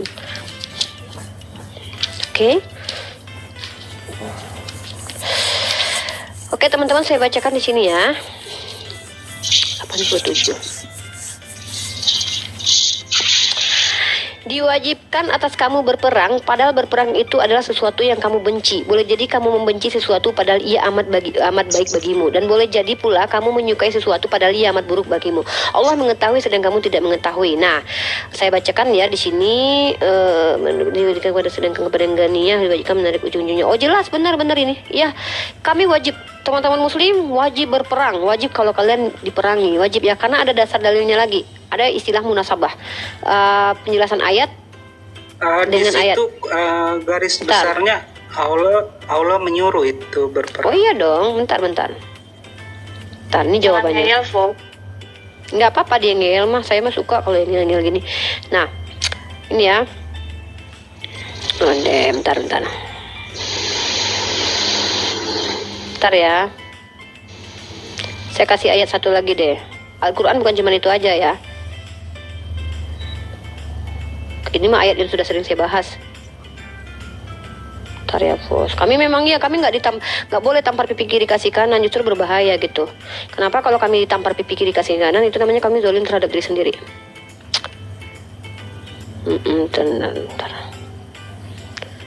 Bentar ya. Oke, saya bentar dulu. Ada ayat yang mengatakan bahwa telah diwajibkan bagi Nabi berperang karena mereka diperangi. Nah, nih kamu baca dulu ya ayatnya yang di atas ini sebelum ke situ. Nah, kamu baca dulu di surah Al-Baqarah yang di atasnya dulu. Sebelum masuk ke ranah itu, kamu baca dulu di dalam surah Al-Baqarah ayat ke-190. Jadi ayat itu yang duluan yang mana? Ya, surah Al-Baqarah 160, baca dulu.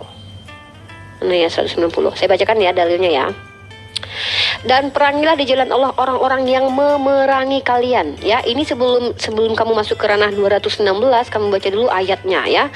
Dan perangilah di jalan Allah orang-orang yang memerangi kalian, dan jangan kalian melampaui batas. Jangan melampaui batas. Nah itu ya. Sesungguhnya Allah tidak menyukai orang-orang yang melampaui batas, Bos. Ya.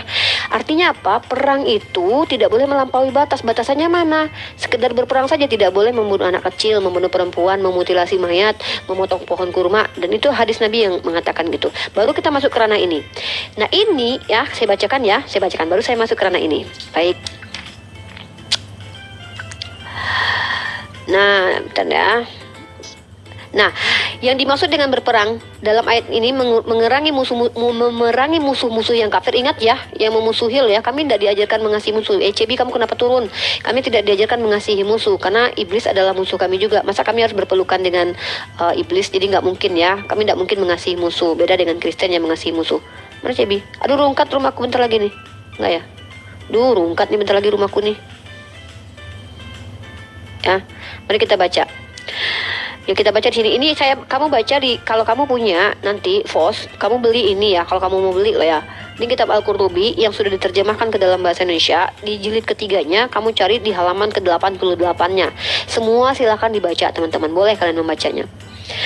Tentang ya. Ini belinya itu Quran gitu. Hah? Beli sama Ustaz Wafi beli sayang. Ini dapat 20. Uni, dia Alkitab aja nggak punya dia. Mana mungkin beli tafsir. Siapa? Nggak punya Alkitab. Pos beneran pos kitab aja nggak punya, parah. Nggak punya ya. dia. Bentar. Sini, lanjut Uni, lanjut. Bentar. Terpengaruh. Tuh. Bentar. Tuh. Bentar ya, saya baca dulu biar nggak gagal paham. Nah, bentar.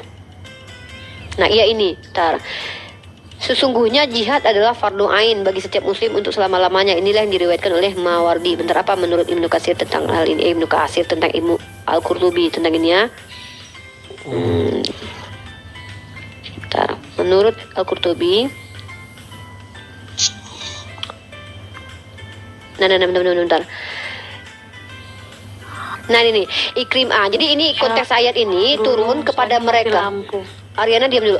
Konteks ayat ini adalah tentang orang-orang yang mengaku beriman tapi mereka tidak mau berperang. Ya, mereka tuh arah kaum munafik gitu ya. Mereka tuh kayak ketakutan gitu. Padahal mereka sedang dalam keadaan disuruhkan perang gitu loh. Ini merujuk kepada orang-orang yang diperintahkan untuk berperang dan mereka tuh kabur ke belakang atau mereka tuh ketakutan. Itu ya konteksnya. Ikrimah berkata tentang ayat ini. Pada awalnya mereka tidak menyukai jihad, namun kemudian mereka menyukainya dan bahkan mereka berkata, kami mendengar dan kami taat. Ini karena melaksanakan suatu perintah pasti mengandung unsur kesulitan. Namun manakala pahala sudah diketahui, maka getirnya kesulitan menjadi ringan. Ini konteksnya dalam apa? Mereka berperang, sudah dalam keadaan berperang karena mereka diperangi. Ingat ya ayat yang sudah saya bacakan, surah Al-Baqarah ayat 190, diwajibkan berperang untuk orang yang memerangi. Tuh, kemudian kita lanjut ke ayat ini.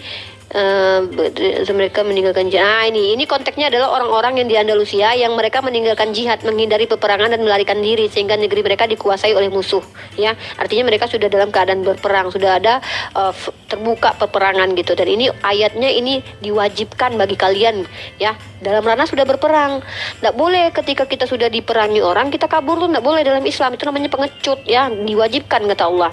Nah makanya buktinya mereka kabur sehingga negeri mereka dikuasai oleh musuh. Juga di negeri manapun pihak musuh melakukan penahanan, pembunuhan, penangkapan dan perbudakan. Sesungguhnya kita milik Allah dan kepadanya kita kembali. Semua itu disebabkan dan dihasilkan oleh perbuatan kita sendiri. Nah Al-Hasan berkata tentang pengertian ayat ini, janganlah kalian membenci penderitaan yang terjadi. Sebab berapa banyak perkara yang kau benci namun justru disitulah keselamatanmu. Berapa banyak perkara yang kau sukai namun justru disitulah kehancuranmu gitu ya. Jadi ini konteksnya sudah berperang. Maka di dalam Islam itu tidak ada istilahnya tuh perang untuk balas dendam seperti yang di dalam perjanjian lama. Kalau dalam perjanjian lama itu suku Amalek itu adalah dendam Tuhan. Maka saya tunjukkan konteks ayatnya ya, suku Amalek ya. Ini bukan ketika mereka dendam, nggak ada. Ini Tuhan tidak dendam terus hancurkan orang-orang gitu saja, enggak, tapi memerangi orang yang memerangi kita. Dalilnya ada lagi nih, bukan cuma satu ini ya Fos. Nah nih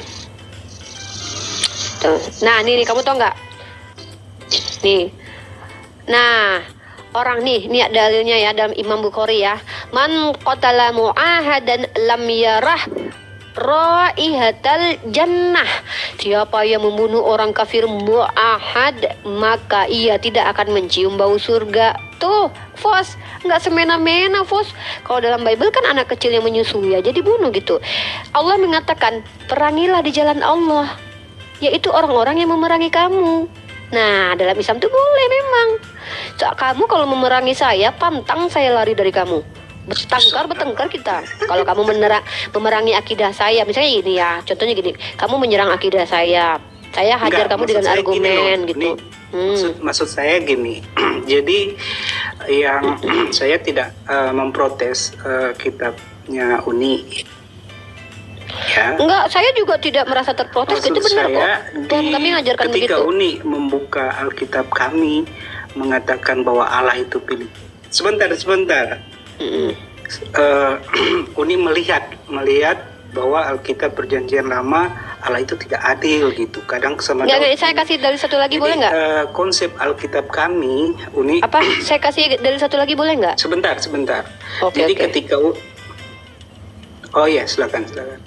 Oh, delay kamu kayaknya Fos. Saya ngomong kamu baru jawab. Kayaknya delay. Ya, di sini nih ya. Saya kasih kamu sebuah jurnal deh ya. Ini jurnal ini ditulis oleh Etika dan Konsep Perang dalam Islam Faisal Zulfikar ya. Saya tidak mau sembarangan dalilnya. Nah, jadi saya kasih kamu jurnal biar kamu tahu bagaimana konteks peperangan dalam Islam. Nah, kalau kamu baca jurnal kan enak tuh. Nih, kamu baca tuh dalam jurnal dalam surah Al-Hajj ayat ke-39. Telah diizinkan berperang bagi orang-orang yang diperangi, Fos. Jelas di situ. Karena sesungguhnya mereka telah dianiaya, Fos. Jelas dalam Islam. Kalau konteks dalam suku Amalek itu kan karena dia bukan menyembah kepada Tuhan yang sama gitu. Terus yang menyusui, anak-anak menyusui juga apa salah mereka gitu loh, Fos. Kan itu perbedaan kita tuh jauh sekali, baina sama wasumur gitu. Teman-teman izinlah, kasihanlah Pak Pendas Tepu itu. Biasalah itu kalau teman-teman Kristen kita itu ya, saya kasih info ya. Jadi begini nih, boleh saya bercerita sedikit? Silakan. Saya bukan membela Pak Pendas Tepu, tapi begini. Izin bentar Fos. Suatu saat teman-teman kita Muslim juga kan ada salah-salah ngomong, bahkan salah-salah sebut Nah, Jadi jangan- begini nih, ya. nih jadi begini. Hmm. Ketika Uni melihat Bible kami, tapi tidak mempelajari Bible, Uni akan ketemu ayat-ayat yang kontradiksi, benar? Jadi Tidak, saya tidak mau membawa ketika Uni premis yang tidak kamu bawa, mempelajari itu kamu Alkitab aja. itu secara Bukan, saya gini loh, Fos. Saya itu tidak mau begini, Umi. menambah. Saya nggak mau yang saya menambahkan. harus Jangan, kasih tahu sama jangan, Uni, jangan katakan sesuatu yang tidak saya sampaikan, Fos. Please. sebentar. Jangan, teman-teman gini ya, gini teman-teman. Pertama, ya, dalam ranah diskusi, di mute dong, Fos dulu, Fos, bentar deh. Dalam ranah diskusi, ego itu Uni, akan dengar suara mute dulu. saya? Udah, oke, lanjut, Fos. Oke. Silakan, Fos. Jadi Uni tahu nggak anaknya Nu itu ada berapa? Ada 3 kalau nggak salah di kitab Setelah kamu ya, akhir, di kitab kamu. Di kitab kamu kan ada Sem, Ham, Yafet gitu. Terus kenapa? Apa kaitannya itu? Jadi bangsa-bangsa itu nih lahir dari keturunan Nuh yang 3 orang ini. Karena sebelum sebelum mereka turun dari bahtera Nuh, air bah memusnahkan manusia semua gitu. Jadi yang hidup itu Hanya Nuh. Nuh dan keluarganya gitu. Kalau nggak salah saya pernah dengar Uni bahas tentang anak Nuh melihat Nuh lagi telanjang ya. Iya, jadi gini ya, ini dalam perspektif kitab kalian ya, bukan dalam perspektif kitab kami lagi. Nabi Nuh alaihissalam terjaga dari perbuatan maksiat ya, beliau itu maksum ya, kami percaya para nabi maksum. Dalam kitab kalian Begini, dituliskan bahwa Nuh. Soalnya kalau saya boleh bahas sedikit kitab Uni itu tidak terlalu detail membahas tokoh-tokoh seperti Nuh gitu. Iya, karena kan Seperti Al-Quran Musa. saya, gini, Al-Quran saya itu adalah firman Tidak Allah, seperti perkataan Alkitab Allah. kami, gitu. Iya, nggak masalah. Jadi begini, Uni, yang saya ingin sampaikan ke Bentar Uni, Naja. Nggak, maksudnya langsung aja, Yang Fos. Uni nggak paham maksudnya apa gitu, Oke. Diku. Oke. Jadi yang kena kutuk itu siapa ya, Uni? Iya, makanya di kitab kalian itu yang dikutuk Kanan. Padahal yang salah itu adalah, kalau nggak salah, si Sam apa Ham ya? Sam ya? Iya, Ham itu anaknya Ham. Kanaan gitu. Iya, itu juga aneh. Padahal yang lihat kemaluan bapaknya adalah anaknya, tapi yang dihukum malah cucunya. Emang Tuhan dalam kitab Perjanjian Lama tuh begitu emang. Jadi begini, Uni. Ketika kita bercerita pada zaman Nuh, Uni tahu sendiri kan hukum Taurat itu diberikan kepada siapa? Ya Apakah ampun, Fos, apa sih, Fos? Uni bingung lah, Fos. Kan apa Enggak, poinnya? saya lebih suka Uni Hukum lebih Torah memahami Alkitab hukum kami, Torah gitu. saya tuh jangan-jangan saya lebih paham loh. Hukum Torah itu diberikan kepada Bani Israel melalui Musa lah, apalagi ya Oke. Allah. Jadi ketika zamannya Nuh itu apakah Musa itu sudah ada atau belum, Uni? Ya Allah, Fos, ya belum lah, Fos. Terus apa poinnya? Jadi di zaman Nuh berarti hukum Taurat belum ada kan? Ya iyalah, terus apa mainnya? Jadi Uni harus mengetahui apa sebelum ada hukum Taurat, apa yang Tuhan janjikan kepada Nuh, apa yang Tuhan janjikan kepada Abraham, sehingga Iya, terus Uni poinnya itu apa? Sebentar. Sehingga Uni itu bisa mengetahui ada yang kontradiksi. Oh, ini berkaitan dengan Nuh.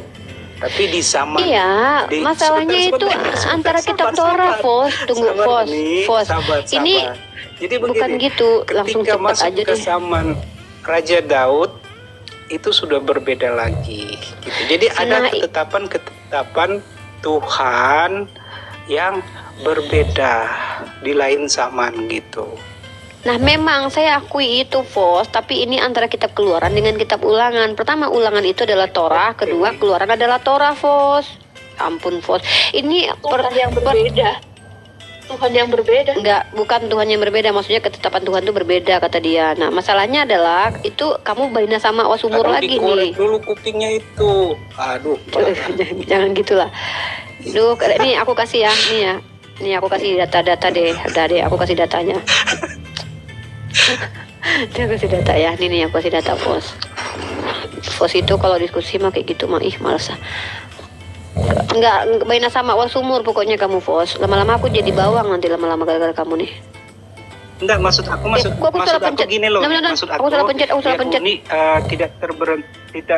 tidak terkontradiksi dengan ketetapannya. Pada zaman Adam hanya disuruh makan biji-bijian dan tumbuh-tumbuhan. Enggak ada itu, enggak ada kaitannya kamu baca. Di zaman Nuh sebentar, kamu baca ini. Di zaman Nuh berubah lagi. Nuh itu sudah bisa makan binatang-binatang. Enggak ada kaitannya sama Jadi itu. ada Kamu lihat. Nih ya. Keluaran sama Ulangan ini sama-sama kitab Taurat enggak? Lanjut. Keluaran sama kitab Ulangan sama-sama kitab Taurat enggak?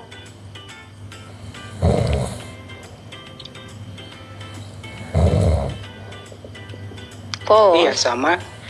Nah, di Keluaran ini dikatakan ya, aku nggak kelihatan pen aku. Nah, di Keluaran ini ya nggak kelihatan tangan aku ya. Mana nih tangan aku nggak kelihatan ya. Nih ya, yang meneguhkan kasih setianya beribu-ribu orang yang mengampuni kesalahan, pelanggaran dan dosa. Ini menunjukkan sifat Tuhan. Sifat Tuhan sedang disebutkan. Bagaimana sifat Tuhan itu? Yang meneguhkan kasih setianya. Ini sifat Tuhan nih kepada beribu-ribu orang yang mengampuni kesalahan, pelanggaran dan dosa, tetapi tidaklah sekali-sekali membebaskan orang yang bersalah dari hukuman. Ini sifat Tuhan nih. Ini sedang menceritakan sifat Tuhan nih. Apakah sifat Tuhan itu tergantung waktu tertentu? Kamu akui seperti itu. Nah, membebaskan orang bersalah dari hukumannya, membalaskan kesalahan bapak kepada anak-anaknya. Ini dalam kitab Keluaran. Tuhan membalaskan kesalahan bapak kepada anaknya. Tapi dalam kitab Ulangan pasal 24 ayat 16, janganlah ayah dihukum anaknya. Aduh, nggak usah lah, lihat muka aku biar nggak kelihatan, aku bacain deh ya, kelihatan nggak? Nah, janganlah ayah dihukum mati karena anaknya, janganlah juga anak dihukum mati karena ayahnya. Setiap orang harus dihukum mati karena dosanya sendiri. Nah, maksud saya ini Tuhan memberikan hukum, kenapa kok berubah-ubah gitu loh, kok berbeda-beda gitu, Fos, gitu loh, Fos. Kalau kamu bilang oh dari zaman ini Tuhan berbeda-beda sifatnya, tepat, ya sudah, berarti memang Tuhan sikapnya berubah-ubah gitu. Ya udahlah kalau gitu. Duh, jadi batuk aku. Kolagen memutihkan yang tadinya hitam menjadi makin hitam. Fos malah turun. Kolagen untuk apa? Kolagen untuk apa? Menjadikan yang hitam bertambah menjadi hitam. Menjadikan hitam semakin hitam. Membuat si hitam menjadi tambah hitam. Pakai inilah aku biar tambah putih, aku jadi seolah kayak minum kolagen putih gitu pada. Dari tadi Naca belum ngomong loh. Naca, silakan ngomong Naca. Ada yang boleh nggak Uni tahu?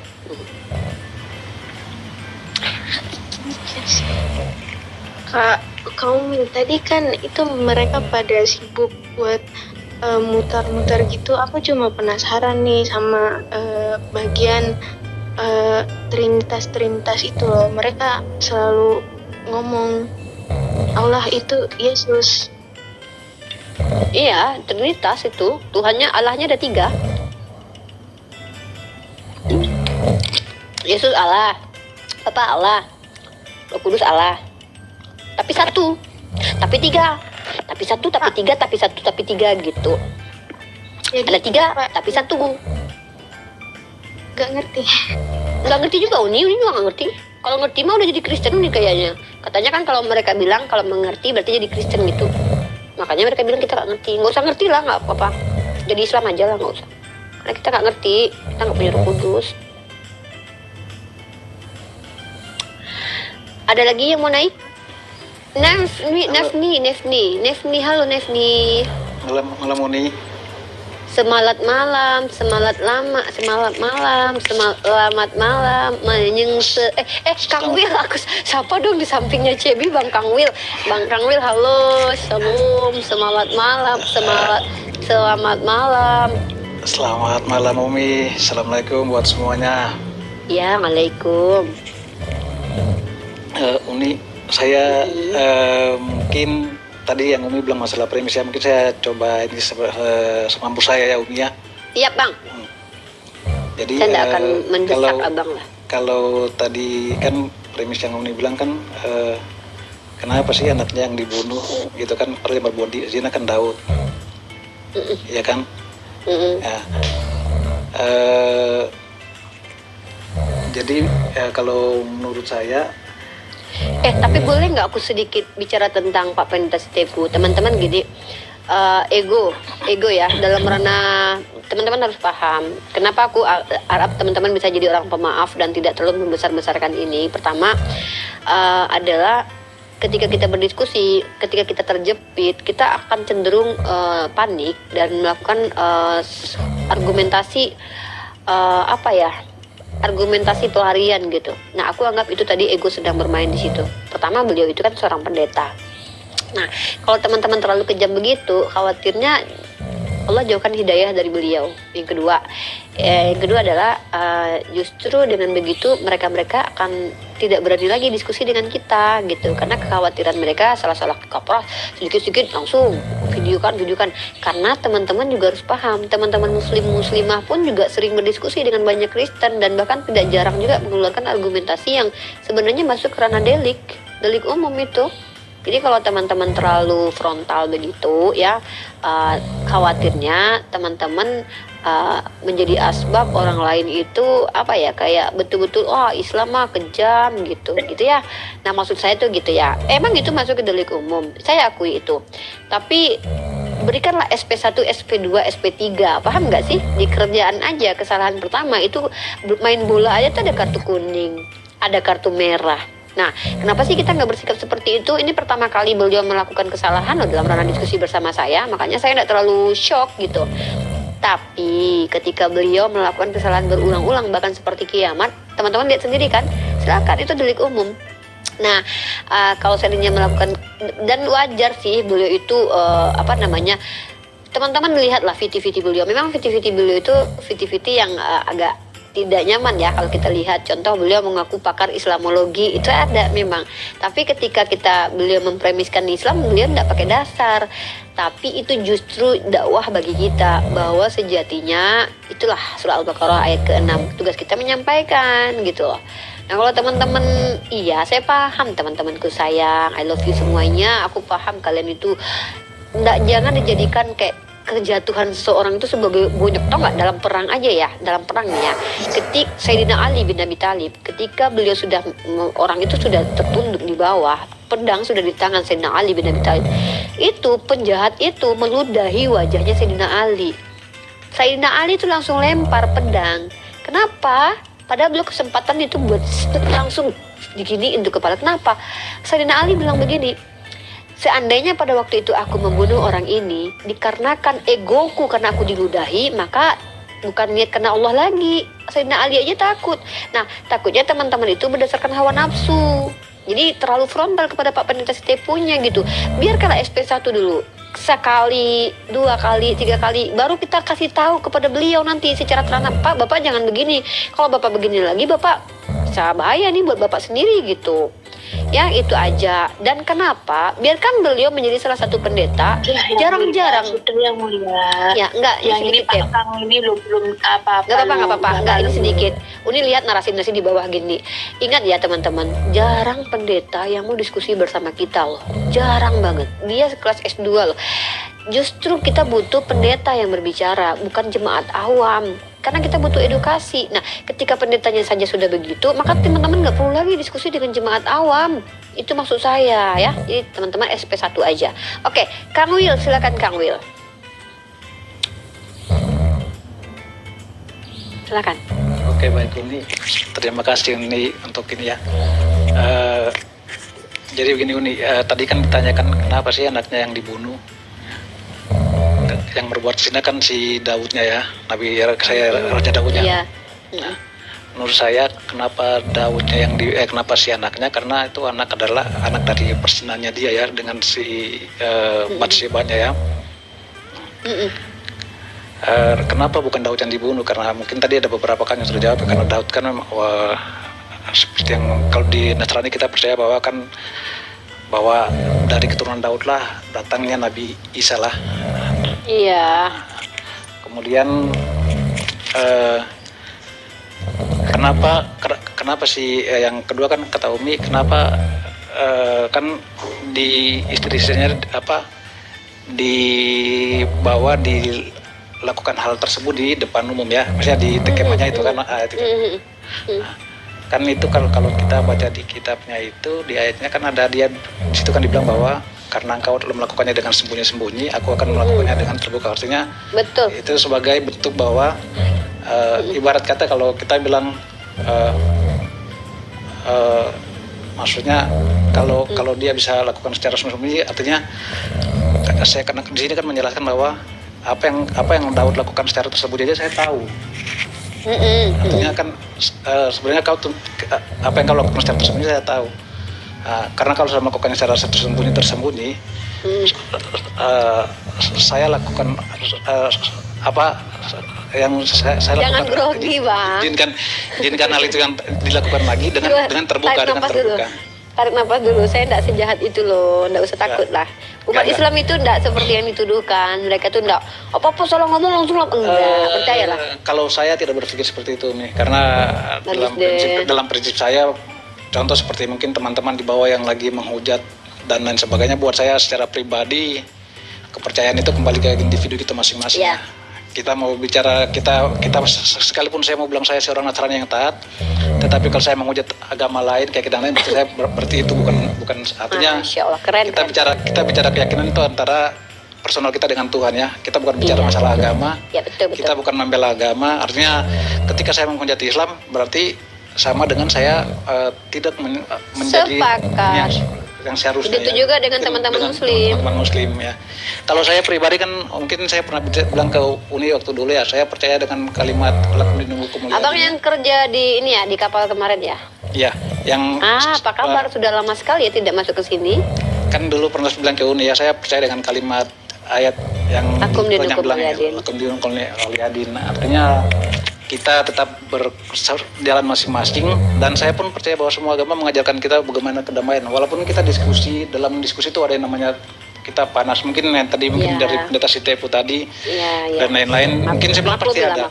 Tapi saja. Pada dasarnya kita ini ya, maksudnya kita kembali lagi kepada kiblat kita masing-masing. Ketika saya mempercayai Islam sebagai agama yang dari Tuhan, ya saya yakin dengan iman saya akan jadi Islam. Artinya apa ya, kalau di kitabnya Umi kan ada dibilang wallahu alam ya, gitu ya. Kita saya pun insya Allah maksudnya. Ya, enggak, maksudnya saya pernah dengar kalimat wallahu alam ya. Oh, Allahu alam, Allah yang lebih mengetahui.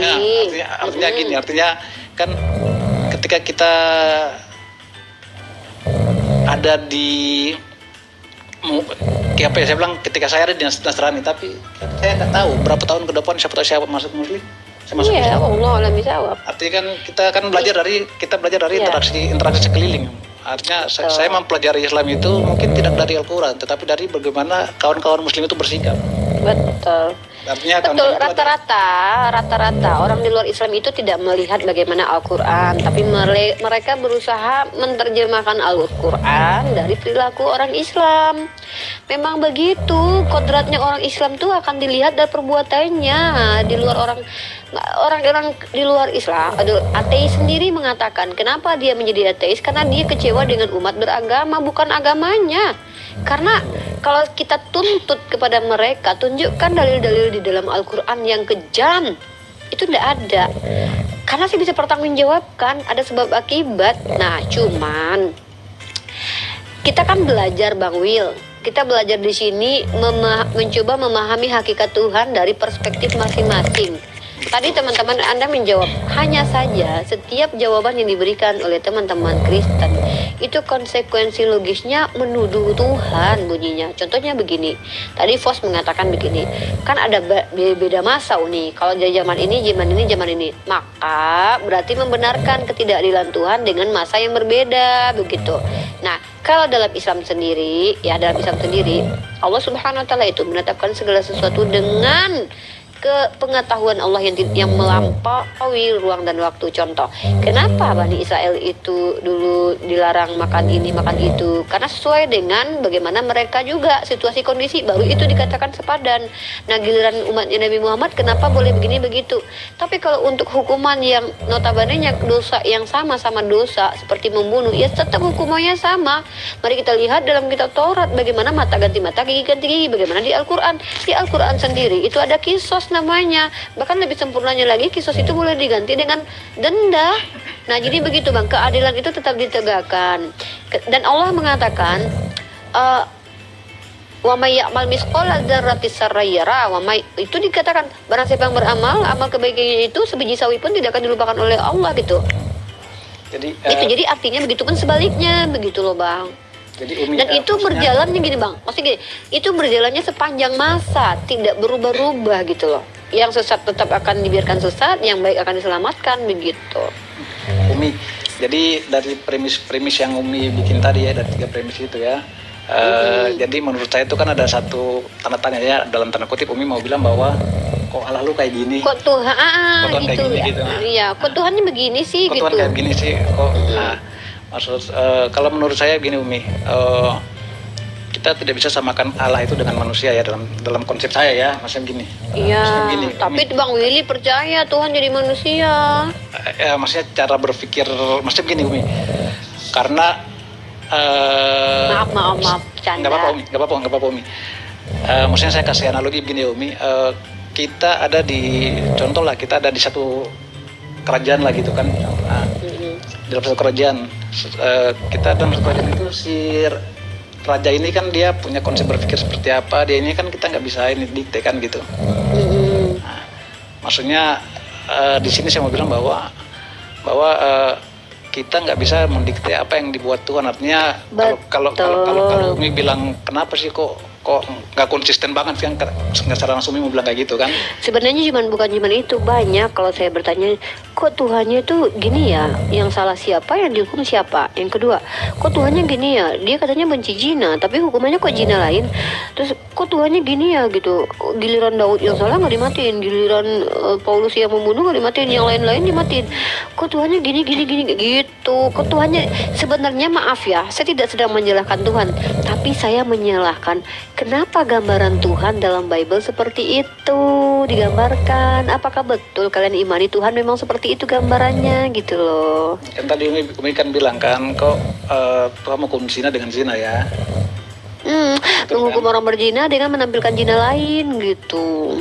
Menghukum orang berzina dengan zina lain, itu yang tadi saya bilang kan Umi. Kan di sini kan yang saya lihat menurut saya bahwa kan Daud itu dia lakukan perzinahan secara sembunyi-sembunyi, ya kan. Di sini Tuhan terangkan ke dia secara gamblang bahwa saya akan lakukannya, saya izinkan Absalom ambil istri-istrimu dan lakukan hal itu di depan, dan di depannya, secara di depan umatnya ya lah gitu. Nah, maksudnya di sini menurut saya Tuhan, saya bilang Tuhan lakukan itu ke Daud bahwa apa yang kenapa sih kau harus lakukan itu secara sembunyi, tanpa kau sembunyi pun saya tahu. Artinya tanpa kau sembunyi pun saya tahu ya bahwa kau ada berzina. Nah, kemudian kalau yang tadi dibilang kok kenapa sih yang Daud yang berbuat salah kok anaknya yang dibunuh? Ini tadi saya bilang kan teman-teman ini sudah jawab bahwa kan kita di Nasrani percaya bahwa Nabi Isa itu kan ada dari keturunan Daud. Anaknya Daud itu adalah anak dari hasil persinahan, dan anak Daud adalah dari hasil persinahan ya. Kemudian Tuhan tahu bahwa Daud ini kan dia sayang sekali sama anaknya itu, saya sampai-sampai kan dia harus berpuasa untuk ini kan, untuk minta ampun ke Tuhan supaya mereka diselamatkan. Di sini satu bentuk bahwa kira-kira ketika Daud lakukan dalam tanda kutip membunuh Uria, ya, ketika Daud membunuh Uria, apakah dia berpikir tentang bagaimana si istri Uria kan Batseba, kan kita tahu waktu Uria dibunuh kan Batseba pun bergabung ya. Jadi gambaran besar adalah Tuhan izinkan itu terjadi supaya Daud itu berpikir gitu. Oh, ini loh ternyata zina yang saya lakukan itu kayak begini. Terus oh ini loh ternyata orang yang saya bunuh Batseba itu berkabung tuh kayak begini. Gitu. Maksudnya bagaimana Daud itu menempatkan diri di posisinya Batseba. Intinya itu hukuman, Bang. Iya. Ya. Intinya itu adalah hukuman. Ya kita sepakat itu. Oke. Makasih Bang Wil. Kita sapa teman-teman yang lain dulu ya. Alexander. Ada lagi, Bang? Iya. Boleh. Saya izin bertanya ya Umi. Boleh. Silakan bertanya. Selama ini kan saya memang tahu bahwa teman-teman di Muslim kan ada namanya Al-Quran, ada namanya hadis gitu ya. Nah, yang saya ingin tanya saja ke Umi, kira-kira hadis itu apakah sekuat Al-Quran begitu maksudnya? Maksudnya begini, kita percaya ya, maksudnya karena kita tahu mungkin hadis itu kan ditulis oleh manusia, ya. Apakah sekuat mana kita bisa meyakini bahwa kebenaran hadis itu sama seperti Quran? Nah, itu yang maksudnya karena kan selama ini kalau saya kayak mungkin saya bilang saya sendiri ya tahunya kitab sucinya Uni dan kawan-kawan lain adalah Al-Quran, tapi di samping itu kan ada hadis yang jadi acuan, jadi panduan juga kan gitu. Udah? Ya. Baik, saya jabarkan kepada saudara saya Bang Wil. Terima kasih, pertanyaan cukup berbobot. Apakah hadis itu sekuat Al-Quran? Betul sekuat Al-Quran, tapi bukan Al-Quran ya. Karena ada hadis yang adalah perkataan Allah juga disebut dengan hadis qudsi. Nah, kedudukan hadis bagaimana? Sumber kedua dari umat Islam setelah Al-Quran. Hadis apa artinya? Kabar atau riwayat atau cerita yang disandarkan kepada Nabi. Maksudnya adalah apa yang dibaca oleh Nabi secara qaul, perkataan Nabi, perbuatan Nabi, kemudian yang diajarkan Nabi, itu didengarkan oleh para sahabat, kemudian dicatat oleh mereka, disampaikan turun-temurun, dicatat kemudian oleh para ulama, diantaranya Imam Bukhari, kemudian ada Imam Ahmad, Abu Daud, Tirmizi, dan lain-lain. Maka mereka lah penulis kitab hadis. Sementara hadis ini kuat secara untuk menerapkan hukum-hukum Islam kuat, tetapi perlu diketahui, ingat perbedaan hadis dengan Al-Quran adalah kalau Al-Quran ini adalah perkataan Allah, semua narasinya semua dari Allah, dibawakan oleh malaikat atau diwahyukan dengan cara yang lain seperti dimasukkan dalam hati Nabi melalui perantaraan para malaikat, seperti malaikat Jibril dan dengan cara lainnya gitu. Nah, artinya itu perbedaannya, itu semua kata-kata itu tuh kata-kata Allah, pengulangan kata-kata Allah. Sementara hadis sendiri adalah perkataan Nabi, tapi tetap wahyu dari Tuhan, tetap dari Tuhan. Perkataan Nabi, perbuatan Nabi tetap dari Tuhan. Nah, dan kemudian kalau Al-Quran itu tidak mungkin bisa didistorsi, tetapi orang-orang bisa mendistorsi hadis. Contoh, ada yang mengaku-ngaku membawa hadis Nabi. Makanya dalam Islam itu tidak semua informasi yang dikatakan dari Nabi itu langsung diterima begitu saja.